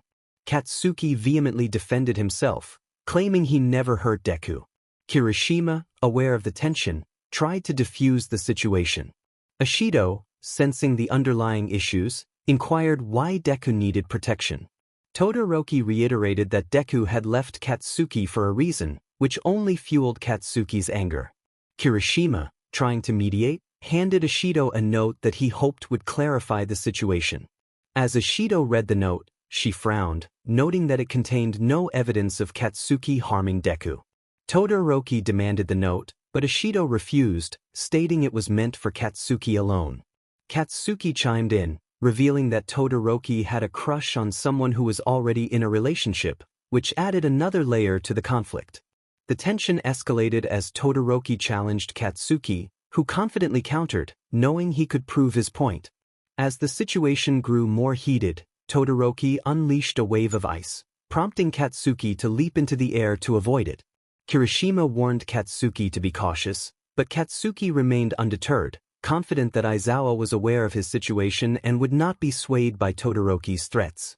Just as the bell rang for homeroom, Aizawa entered the room, and the two boys began to clash, drawing the attention of their classmates. In the midst of the chaos, Todoroki's quirk unexpectedly faltered, allowing Katsuki to land a punch that sent Todoroki sprawling to the ground. Katsuki stood over him, asserting that anyone who tried to take Deku from him would regret it. However, his attention was quickly diverted when he caught a glimpse of green hair outside the window. He rushed to the window, with Kirishima and Ashido following closely behind. Katsuki whispered, hoping to catch Deku's attention. Todoroki, now standing, expressed his disbelief that Deku would respond to either of them. Ashido, determined to take action, pushed past the boys and opened the window, retrieving the note. As they all peered outside, Katsuki spotted Deku standing below. Their eyes met, and Deku offered a brief smile and wave before walking away, leaving Katsuki feeling a mix of hope and despair. As Ashido pulled Katsuki back into the room, Aizawa began to restore order, preparing to start homeroom with the remaining students. Katsuki found himself overwhelmed with emotion once again. He had just received devastating news from the doctor, who informed him that he had only a week to live if he took the prescribed medication. If he chose not to take it, his life would end the following day.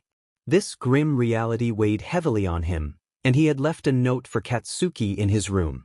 The note was stained with tears and blood, making it difficult for Katsuki to read the rest. As he sank to the floor, Ashido sat beside him, sharing in his sorrow.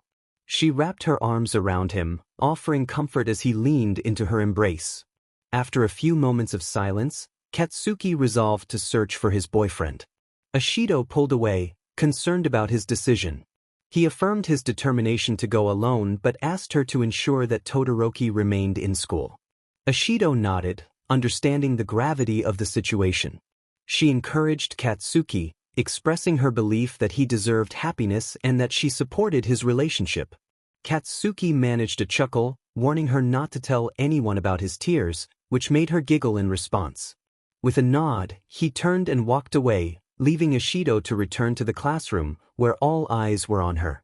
Aizawa inquired about Katsuki's whereabouts, and Ashido explained that he was out being a hero, searching for someone who meant the world to him. She emphasized that true heroism was about saving those in danger and ensuring their survival. Kirishima quietly added that Katsuki was trying to save Deku from himself. Ashido urged the class to respect Katsuki's actions, asserting that he genuinely cared for his boyfriend.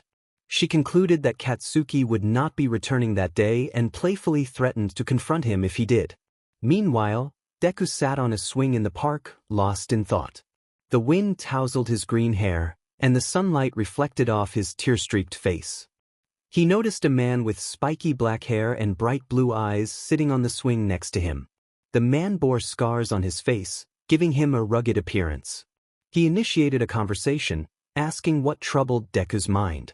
After taking in the man's appearance, Deku reluctantly shared that he had just left his boyfriend, feeling unworthy of love.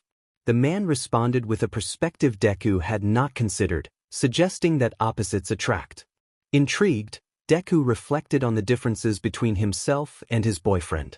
He described how his boyfriend was good-looking, smart, and mentally stable, while he felt the opposite in every regard.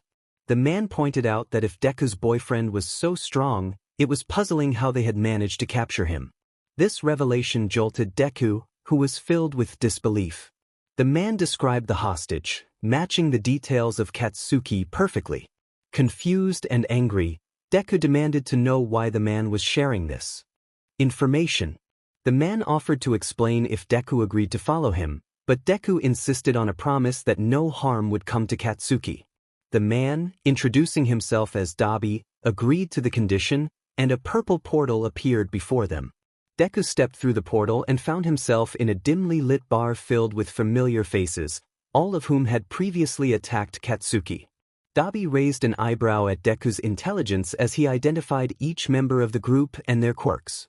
Satisfied with Deku's knowledge, Dabi led him to another room, where he opened the door and pushed Deku inside, locking it behind him. Inside the room, Deku saw Katsuki, unconscious and tied to a chair with anti-quirk HNDCFFS. Anger surged within Deku as he muttered under his breath, feeling the weight of the situation and the urgency to save his boyfriend. The chair was firmly anchored to the ground, ensuring that even if Katsuki had his legs free, escape was impossible. He resembled his appearance at the sports festival, bound and vulnerable. Suddenly, Katsuki stirred and opened his eyes, struggling to focus. He recognized the familiar figure of Deku, who chuckled lightly, acknowledging that they were together again.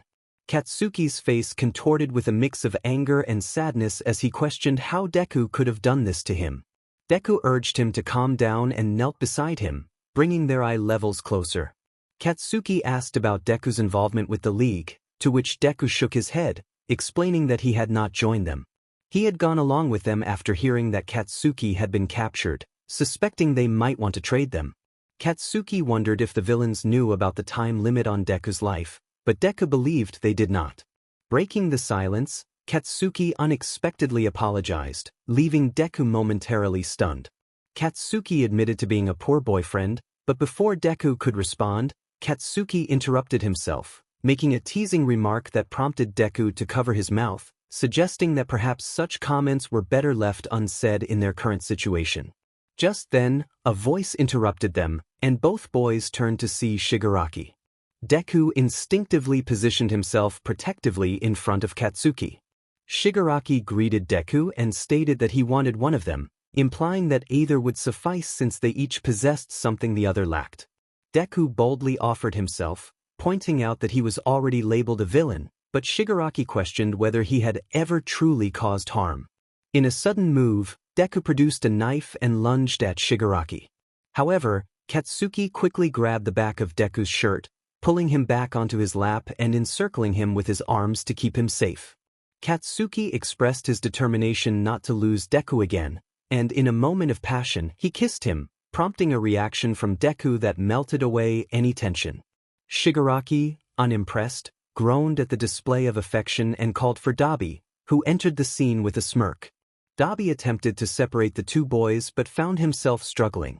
Frustrated, he eventually left, locking the door behind him, which allowed Katsuki and Deku to share a moment of relief and intimacy. As they caught their breath, Katsuki acknowledged that he had anticipated Deku's willingness to engage in such a way. They pondered their next steps, with Deku playfully tangling his fingers in Katsuki's hair. The conversation turned serious as Deku inquired about Katsuki's earlier comment regarding words being put into his mouth. Katsuki expressed his frustration over Deku's note, which had suggested that he did not love him and was merely using him. Deku was taken aback, questioning why Katsuki had changed his attitude so drastically. Katsuki admitted that he had come to realizations he had previously been too proud to acknowledge. Just as their conversation deepened, Shigaraki interrupted again, prompting Deku to impulsively kiss Katsuki once more.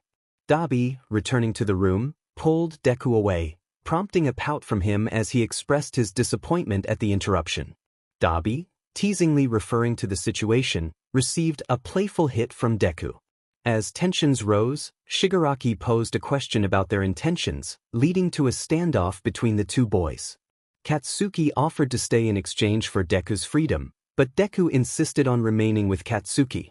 Deku then proposed a private conversation with Katsuki, claiming he had a way to convince him to allow him to stay. After some hesitation, Shigaraki and Dabi agreed to leave the room, granting them privacy. Once alone, Deku returned to sit on Katsuki's lap and began kissing his neck, which elicited a surprised reaction from Katsuki. Deku whispered a promise that if Katsuki let him stay, he would take the pills that had been a source of concern. Katsuki, visibly conflicted, expressed his reluctance to part ways. Deku reassured him that he felt the same but urged Katsuki to consider the resources available to him, suggesting that he could return to rescue him. Their lips met again in a fervent kiss, which lasted until Dabi and Shigaraki re-entered the room a few moments later, leaving them both flustered.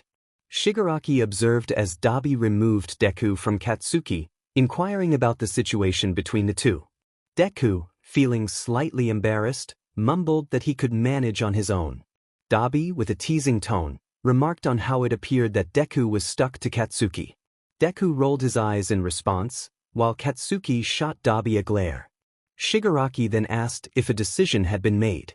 Katsuki asserted that he would be leaving, while Deku would remain behind. Deku nodded in agreement, prompting a look of astonishment from Dabi. Shigaraki, skeptical, questioned how they could be trusted not to inform the pro-heroes. Katsuki confidently stated that Deku had leverage, which he demonstrated by rattling a pot in his pocket, leaving Dabi confused. Dabi was hesitant, voicing concerns about the unknown nature of the items. Shigaraki expressed his frustration, questioning Dabi's authority in the matter. Deku then revealed that the contents of the pot were tablets, which he concealed the label of. When asked why this was leverage, Deku explained that without the tablets, he would not survive, and if he were arrested he would not have access to them. Shigaraki, realizing the gravity of the situation, approached Katsuki and disintegrated the chains binding him.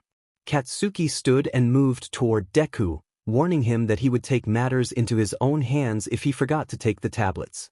In a moment of tenderness, he kissed Deku, who discreetly slipped something into Katsuki's back pocket unnoticed. Dabi urged everyone to move on as the boys separated. Deku quickly gave Katsuki a peck on the lips before he turned to follow Dabi out of the room. Shigaraki then instructed Deku to follow him back into the bar, where everyone turned to look as they entered. Toga, excited, exclaimed that Deku was cute, to which Deku chuckled in response. He confirmed that Deku would be joining them after Dabi returned. Dabi, upon re-entering, commented on the challenge Deku would face. He gripped one of Deku's arms while Shigaraki held the other, raising a finger to emphasize the stakes. Dabi explained that if Deku could endure the pain for 1 full minute, he would be accepted into their group. Deku nodded, bracing himself for what was to come. Suddenly, he felt excruciating pain in both arms, one burning and the other disintegrating. He gritted his teeth, as everyone watched in awe. After what felt like an eternity, they released him, and Deku looked down at his arms in horror, questioning how he would recover from such an ordeal. Later, Katsuki checked the time on his phone, realizing he needed to hurry back to UA. It was 1:30, meaning classes were still in session. He ran as fast as he could, refraining from using his quirk in public, despite the temptation. Half an hour later, Katsuki stood outside the door to Class 1A. Kirishima noticed him and nudged Ishido, pointing out the window. As the door opened, the teacher welcomed Katsuki, who quickly inquired about Mr. Aizawa's whereabouts. The teacher informed him that Aizawa was in the staff room. Katsuki rushed toward the staff room, kicking the door open with urgency. Inside, All Might greeted him, and Aizawa lifted his head from his sleeping bag. Katsuki, out of breath, pleaded for help. Aizawa, now alert, asked what was wrong. Katsuki explained that he had been captured by the League of Villains along with his boyfriend, who had willingly come to the location knowing Katsuki was there. The villains had wanted one of them, indifferent to which, as they believed each possessed something the other lacked, Katsuki's quirk and Deku's knowledge. Deku had persuaded Katsuki to leave him behind with his tablets, as he was suffering from a condition that left him with limited time to live. He had initially intended not to take the tablets, having left a note earlier that morning. However, he promised to take them, knowing that if Katsuki revealed their location, Deku would be arrested without access to his medication, leading to his demise. Katsuki expressed his desperation to retrieve Deku, fearing for his life. All Might questioned why Deku would die without Katsuki's intervention, while Aizawa sighed, frustrated with the lack of understanding. He explained that there were 2 ways to cure Deku's condition: surgery or a confession of love followed by a kiss. Aizawa shared his own experience with the condition, surprising both All Might and Katsuki. Katsuki, realizing the weight of the situation, affirmed his feelings for Deku. Aizawa then asked if Katsuki wanted to retrieve Deku that night or the following day. Katsuki, prioritizing a well-thought-out plan, decided it would be best to wait until the next day to ensure everything was prepared. Aizawa recommended that Katsuki stay in the dorms that night to be ready for the mission. Katsuki agreed and left the room, determined to save Deku. Meanwhile, Deku anxiously awaited a response from Shigaraki and Dabi, demanding to know what their next move would be. Deku felt a surge of frustration as he struggled with his injuries. He had not anticipated the extent of the damage, particularly to his left arm, which was barely functional. He expressed his concerns about his condition, feeling helpless without the use of his arms. Toga, ever the opportunist, suggested they consider Eri, a young girl with unique abilities. Dabi recognized the brilliance of the idea, while Shigaraki remained skeptical. Deku insisted on needing help, urging Shigaraki to fix his arms despite the risks involved. Shigaraki reluctantly agreed and led Deku to another room where Eri was waiting. The little girl, with her long white hair and a small horn, greeted Shigaraki warmly. Shigaraki asked Eri for a favor, and she eagerly agreed, wanting to help. Deku explained his predicament, showing her his injured arms. Eri giggled and approached him, using her powers to mend his injuries. With a bright smile, she declared her success, and Deku expressed his gratitude before leaving the room with Shigaraki. Meanwhile, Katsuki Bakugo was approached by his friends Kirishima and Ishido. He informed them that he needed to speak with Todoroki before explaining the situation. After assuring them he would be fine, he set off to find Todoroki. When they finally stood face to face in an empty corridor, Todoroki inquired about Deku's condition. Katsuki's response was blunt, revealing that Deku was in serious trouble. The tension escalated as Todoroki pressed for more information, but Katsuki remained defensive, asserting that Deku was still his boyfriend despite their recent struggles. Katsuki made it clear that he would go to great lengths to protect Deku, even threatening Todoroki if he got too close. After their heated exchange, Katsuki left, determined to keep Deku safe. Later, Dabi provided Deku with some practical advice about the dormitory, warning him about the consequences of entering the wrong rooms. As they shared a moment in the kitchen, Deku pondered Dabi's unexpected friendliness. Dabi explained that they shared a common goal of protecting those they cared about. Their conversation revealed a deeper understanding of their circumstances, and as Deku finished his drink, he bid Dabi goodnight before heading to his room. In the quiet of the night, both Katsuki and Deku lay in their respective beds, each missing the other and wondering when they would reunite. The following morning, Katsuki woke up in a rush, eager to get to UA. He dressed quickly and dashed out of the dormitory, ignoring the concerned looks from others and Ida's admonishments about running indoors. His only focus was reaching UA and finding Deku. Upon arriving, he stormed into the staff room, startling everyone with the force of the door. Aizawa warned him about his behavior, while Present Mic commented on his early arrival. Katsuki, unfazed, inquired about the plan to rescue Deku. All Might confirmed that most of the heroes were present and prepared to explain their strategy. Once the plan was laid out, the heroes gathered at the gates of UA, waiting for Endeavor. Katsuki, armed with the information Deku had given him, felt a mix of anxiety and excitement at the thought of seeing his boyfriend again. All Might, curious about Deku, prompted Katsuki to describe him. Katsuki smiled as he recalled Deku's fluffy green hair and sparkling emerald eyes, feeling a sense of warmth at the thought of their reunion.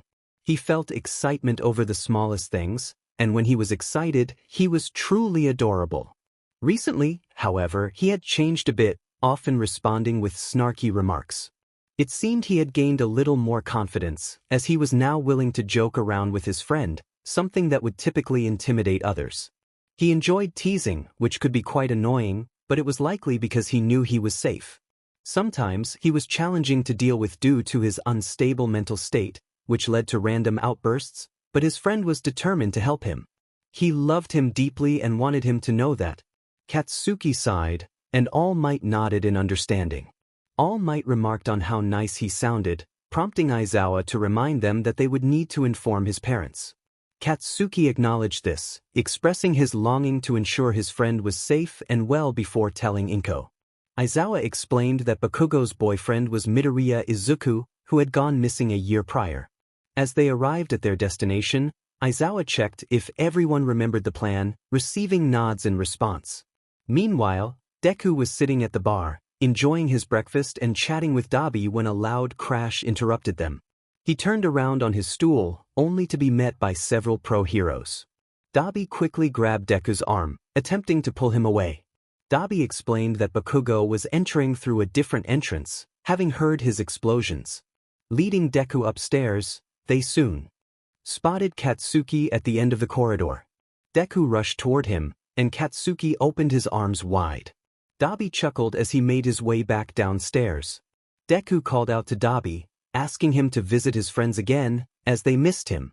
Dabi nodded and disappeared from view. Turning back, Deku was met with Katsuki's lips meeting his. He felt a rush of affection and instinctively ran his fingers through Katsuki's hair while Katsuki's hands explored Deku's chest. When Deku pulled back, Katsuki groaned in disappointment. Deku suggested they leave, and Katsuki agreed, leading the way out of the building. However, Just as Deku was about to exit through the window, he felt a hand grip his ankle, causing him sharp pain. He screamed and quickly turned to hit Shigaraki in the face, forcing him to release his grip. Shigaraki hissed accusations of betrayal, but Deku countered that if he didn't go with Katsuki, he would be in danger. He leaped out the window, with Katsuki catching him and holding him in a bridal carry as they made their way back to the front of the building where the pro-heroes were waiting. Upon their return, Katsuki announced their arrival just as All Might emerged from a hole he had created in the wall. All Might noted that the villains had escaped quickly, but Katsuki reassured him that they had accomplished their mission. He planted a gentle kiss on Deku's forehead, eliciting a giggle from him. Aizawa reminded them that they could spend the day together but would need to visit the police station the following day. He excused Katsuki from school for the day, warning him that he would have to work extra hard next week, to which both boys nodded. Once they reached the dorms, they encountered several classmates heading to class. Ashido and Kirishima rushed over, excitedly greeting them. Ashido exclaimed her joy at seeing them reunited, prompting laughter from Deku and a smirk from Katsuki. As they approached, Katsuki set Deku down, who stumbled slightly due to his ankle, though no one noticed. Ashido hugged Deku, while Kirishima embraced Katsuki. Deku greeted Ashido warmly, who insisted he call her Mina. Kirishima introduced himself as Eijiro, and Deku agreed. Katsuki, however, expressed his annoyance at Deku calling their friends by their first names, suggesting that he had only given them nicknames. Deku playfully teased that no one could replace Katsuki, offering to revert to calling him Kaken if it would ease his jealousy. Katsuki firmly rejected the idea and pulled Deku close, kissing him again. Mina cheered for their relationship, pointing out their ship name, Bakudeku, which finally clicked for the boys. As they prepared to head to class, Mina and Kirishima waved goodbye, leaving the two alone. Katsuki picked Deku up again, who teased him about his eagerness. Katsuki confidently claimed that Deku wouldn't be complaining for long, while Deku playfully retorted about his kissing skills. Katsuki opened the door to their dorm, finding it empty as everyone else had left for class. He led Deku to his room and tossed him onto the bed before locking the door. As Katsuki settled down to do his homework, Deku made himself comfortable on the bed, teasing that Katsuki needed help more than he did. Katsuki threw a pencil at Deku in response, who caught it and tossed it back onto Katsuki's lap. Realizing what Deku meant, Katsuki simply acknowledged it, and they shared a moment of comfortable silence until Deku suddenly jumped off the bed, startling Katsuki. Deku, in a panic, confessed that he had forgotten something important and left it behind, fearing for his safety. Katsuki's eyes widened when he realized that Deku had left his tablets at the bar. He expressed disbelief at the situation, and Deku, visibly upset, confirmed that he was not joking. Concerned, Katsuki inquired about Deku's condition, moving to sit beside him as tears began to form in his own eyes. Deku reassured him that he could still breathe but was overwhelmed with panic. Suddenly, there was a knock at the door. Katsuki stood up to open it, revealing Aizawa, who handed him a recording device. Aizawa explained that All Might had recorded something without their knowledge and insisted that Katsuki play it for Deku to help him. After Aizawa left, Katsuki returned to Deku, who was curious about what had just happened. Katsuki tossed the recording to him, cautioning Deku not to misinterpret his intentions. As Deku played the recording, his eyes widened, and he was in tears by the end. Overcome with emotion, he rushed to Katsuki and embraced him tightly. After a moment, Deku kissed Katsuki, and they shared a passionate moment before breaking apart.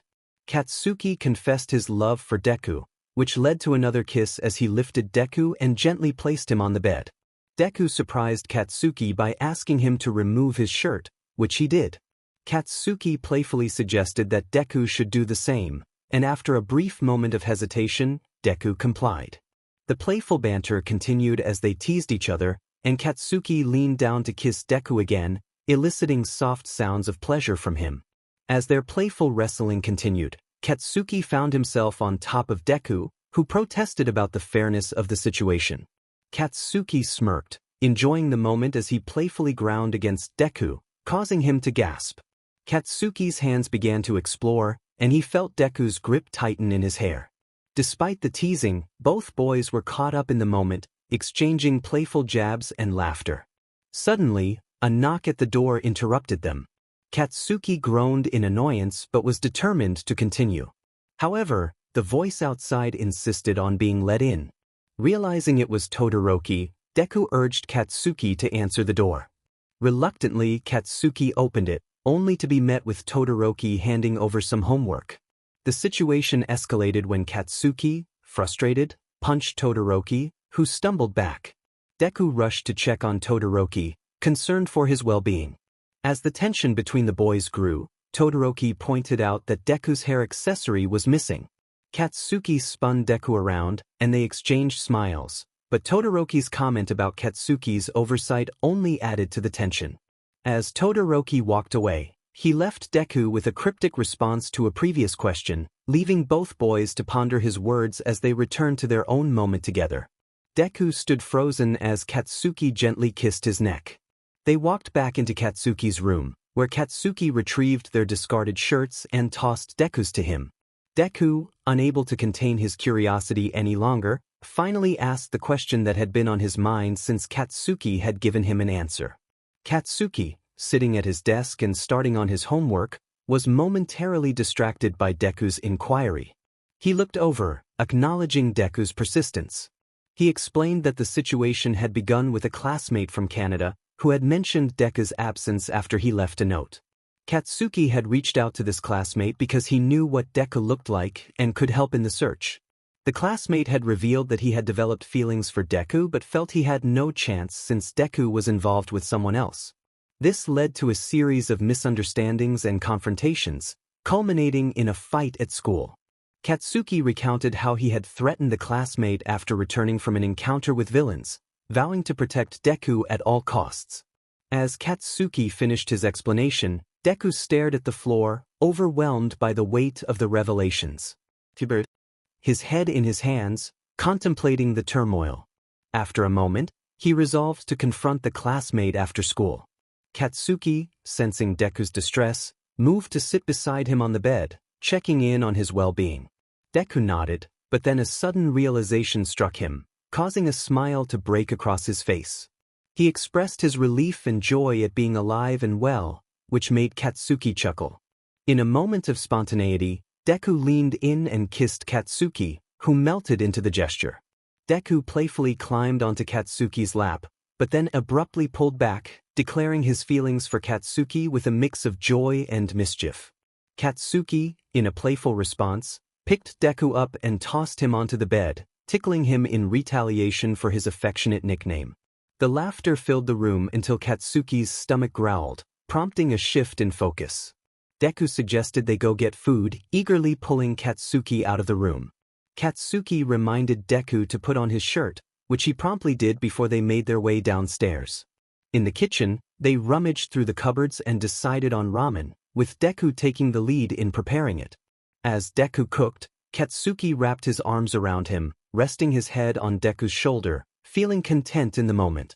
Katsuki then posed a question about Deku's future, wondering if he intended to continue down a villainous path. Deku expressed his uncertainty, feeling that his chances of becoming a hero were slim, especially after dropping out of school. Katsuki reassured him, offering to help him catch up on his studies, which brought a smile to Deku's face. After they finished eating, the boys lay on Katsuki's bed, watching videos on his laptop. Katsuki playfully asked Deku if he knew how to count shoulders, demonstrating the playful gesture. Deku laughed, leaning into Katsuki, appreciating the light-hearted moment. Meanwhile, Kirishima and Ishido stood outside the door, unsure about entering. Ishido reassured Kirishima that they would be fine, but Kirishima remained hesitant. They decided to open the door, and upon entering, they found Deku and Katsuki snuggled up and fast asleep. Ishido couldn't resist taking a few pictures, prompting Kirishima to chuckle at the sight. They noted how peaceful Katsuki looked in his sleep, but their moment was interrupted by Ida, who admonished them for intruding. Laughing, they quickly exited, apologizing as they left the scene behind. Ishido took out her phone and shared adorable pictures in the group chat, prompting excited reactions from her classmates. Uravati expressed her delight at the cuteness of the images, while Chargebolt warned Ishido that Bakugo would be upset with her. Invisible Girl agreed that it was worth the risk, and Earphone Jack noted that if Bakugo truly punished everyone for their actions, half the class would be in trouble. Cellophane and Froppy joined in the conversation, speculating on who would be the most at risk from Bakugo's wrath, with Earphone Jack suggesting Kaminari and Chargebolt defending himself. Creati chimed in, suggesting Todoroki might be in more danger, leading to a playful debate about the rivalry between Bakugo and Todoroki. As the conversation continued, Shoto expressed his disdain for Bakugo, prompting further teasing from his classmates. The playful banter shifted when Bakugo announced that everyone would soon meet his boyfriend, Deku, and urged Ishido to run. Despite the warning, Ishido felt safe, believing Deku would protect her. Bakugo added Deku to the chat, insisting that they hurry to the living room where the rest of the class awaited. Once in the living room, Ishido rushed to Deku, seeking his protection. Jiro pointed out that running toward Bakugo might not be the best strategy, but Todoroki noted that Deku was the only one who could calm Bakugo down. Bakugo's irritation was palpable as he confronted Todoroki, who shrugged off the tension with a smirk. The group shared a laugh at Todoroki's rare display of emotion, and Bakugo introduced Deku to the class, humorously labeling him as his annoying boyfriend. Deku protested the label, feeling embarrassed as Bakugo playfully teased him about his tendency to leave things unfinished. The light-hearted atmosphere continued as Bakugo made a joke about ice cream and other topics, causing Deku to blush. When asked to share 5 random facts about himself, Deku revealed his quirkless status, his full name, and his history with Hanaki disease, which intrigued his classmates. Bakugo humorously added that Deku looked like a cinnamon bun, but with a spicy side, prompting laughter. As the conversation flowed, Deku admitted he had forgotten to apologize for something, which only added to the amusement of the group. Bakugo feigned annoyance, and the playful banter continued, with Todoroki teasingly suggesting that Deku could find someone else to cuddle with. Bakugo's possessiveness over Deku was evident, leading to a brief exchange of jabs between him and Todoroki before the latter retreated to his room. The following day, Deku and Bakugo visited the police station to clarify Deku's situation, ensuring he was no longer considered a missing person. Afterward, they decided to visit Deku's mother, Inko. Bakugo rang the doorbell, and when Inko opened the door, she was overjoyed to see him. He explained that he had something to return to her, stepping aside to reveal Deku, who had been hiding. Inko was overwhelmed with emotion, embracing her son tightly while Deku shed silent tears. Bakugo smiled at the heartfelt reunion as Inko invited him into their home. Hours later, after an emotional conversation, Deku and Inko sat at the table with Bakugo. Inko served food, and as they ate, Deku asked his mother if she knew about Hanaki disease. Inko recalled that it involved people coughing up flowers, and Deku confirmed he had experienced it. This revelation left Inko shocked, and she inquired about when it had happened and whether he had undergone surgery. Deku reassured her that he had not needed surgery, emphasizing the challenges he had faced. On Wednesday, Deku visited the doctors, who delivered grave news. They informed him that he would either die the next day or live for a week if he took the prescribed tablets. However, in a moment of forgetfulness, Deku left the tablets behind, unaware of the consequences. Katsuki, who had been recounting the story, expressed his frustration at Deku's oversight. Inko, Deku's mother, listened intently, her concern evident. She asked if he was okay, to which Deku replied that he had been cured the previous day and was now in a relationship he intended to cherish. Inko found this adorable, and Katsuki, sitting nearby, revealed that he was the boyfriend in question. This revelation made Deku blush, prompting Inko to tease him about his feelings for Katsuki, which only embarrassed him further. After finishing their meal, the boys decided to head to bed, as Katsuki had stayed over for the night.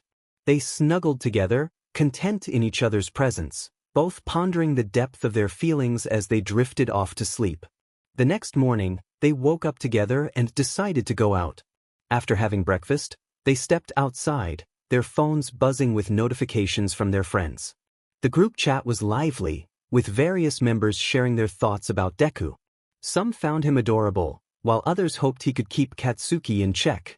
The conversation turned serious when they discussed Deku's health, revealing that he had almost died due to neglecting his treatment.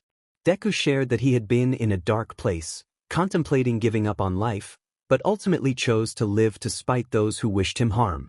This revelation shocked his friends, especially Katsuki, who had been unaware of the full extent of Deku's struggles. Katsuki's phone vibrated with a private message from Kirishima, who confronted him about his past behavior towards Deku. Katsuki admitted to having bullied Deku out of a misguided crush and promised to protect him from then on. As they continued their day, Katsuki felt a surge of affection for Deku, who was happily texting their friends. He lifted Deku's chin and shared a brief, sweet kiss, both boys smiling at the moment. They spent the day shopping, accumulating bags filled with merchandise, including All Might items and Ground Zero collectibles. Katsuki couldn't help but smile at Deku's enthusiasm, even as he secretly purchased a Red Riot teddy bear for himself. Upon returning to the Midoriya household, Katsuki received a call from his mother, who listed several things he had neglected at home. As Deku unpacked his new items, Katsuki realized he needed to address his mother's concerns. He approached Deku, who noticed his troubled expression and asked what was wrong. Katsuki held out his hand, prompting Deku to pull up his sleeve, revealing a mark that worried Katsuki. Deku admitted he had thought Katsuki didn't love him and that he was merely being used, which led to a moment of vulnerability between them. Katsuki gently caressed Deku's arm, a playful gesture that hinted at their close bond. He turned his attention to Deku, curious about the contents of the second note that had been left unreadable. Deku hesitated, unsure of how to respond, and eventually dismissed it as nothing important. Katsuki, confident in his ability to uncover the truth, suggested they leave the room together. With his mother at work, they could escape without the usual barrage of questions. Upon arriving at the Bakugo household, they were met with an irate Mitsuki, who expressed her frustration at Katsuki's tardiness. Katsuki retorted with his usual bravado, which elicited a soft giggle from Deku. Mitsuki's attention shifted to Deku, who greeted her warmly before being enveloped in a bear hug. Once released, she turned to Katsuki, demanding to know why he hadn't informed her about Deku's return. Deku explained that his mother had only learned of his return the day before. Masaru, Katsuki's father, entered the scene, inquiring about the duration of Deku's absence. Katsuki clarified that Deku had returned the day they left for a business trip. Deku, feeling guilty about the belongings he had left behind, offered an apologetic smile.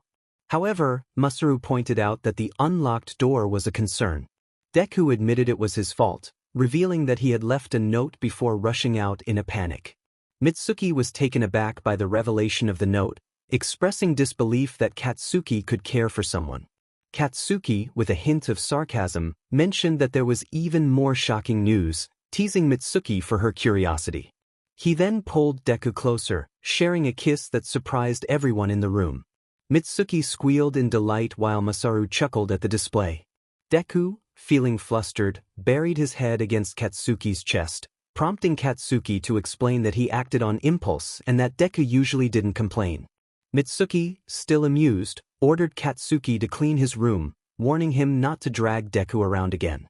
As the boys ascended the stairs, Mitsuki's voice trailed behind them, filled with playful admonishment. In Katsuki's room, Deku lay on the bed while Katsuki tidied up. After a few minutes, Mitsuki returned, her expression shifting to concern as she noticed Katsuki's bruised face. Katsuki, feeling a bit sarcastic, pointed out her lack of awareness regarding his injury. He admitted to getting into a fight, and Mitsuki pressed for details, hoping the other person looked worse than her son. Katsuki explained that he had allowed the other person to vent their frustrations on him, only retaliating once to avoid causing serious harm. Deku, feeling the need to clarify, revealed that he was the one who had been involved in the altercation, admitting his own struggles with stability. Katsuki chuckled at the memory of how he had calmed Deku down. Mitsuki, curious about the details, urged Katsuki to share what had happened. Katsuki playfully warned Deku not to complain about the situation, revealing the marks left on Deku's skin. Mitsuki's surprise turned to laughter as she realized the implications of their playful banter. With a light-hearted farewell, she left the boys alone. Once alone, Katsuki flopped onto the bed, resting his head in Deku's lap. As Deku absent-mindedly played with Katsuki's hair, a comfortable silence enveloped them. Eventually, Deku broke the stillness, asking Katsuki to promise he would become the #1 hero and make him proud. Katsuki, with sincerity, assured Deku that he would fulfill that promise, though a question lingered in his mind, prompting him to wonder why Deku held such faith in him. In a world filled with challenges and uncertainties, two individuals found solace in each other's presence. Their bond deepened over time, blossoming into a profound love that transcended the chaos around them. Each moment spent together was a testament to their feelings, as they navigated the complexities of life hand in hand. As they faced obstacles, their connection only grew stronger. They supported one another through trials, celebrating victories and comforting each other during setbacks. The warmth of their affection became a guiding light, illuminating their paths and inspiring them to strive for their dreams. With each passing day, they discovered new facets of their relationship, learning to communicate without words and understanding each other's needs instinctively. Their love was a safe haven, a place where they could be their true selves without fear of judgment.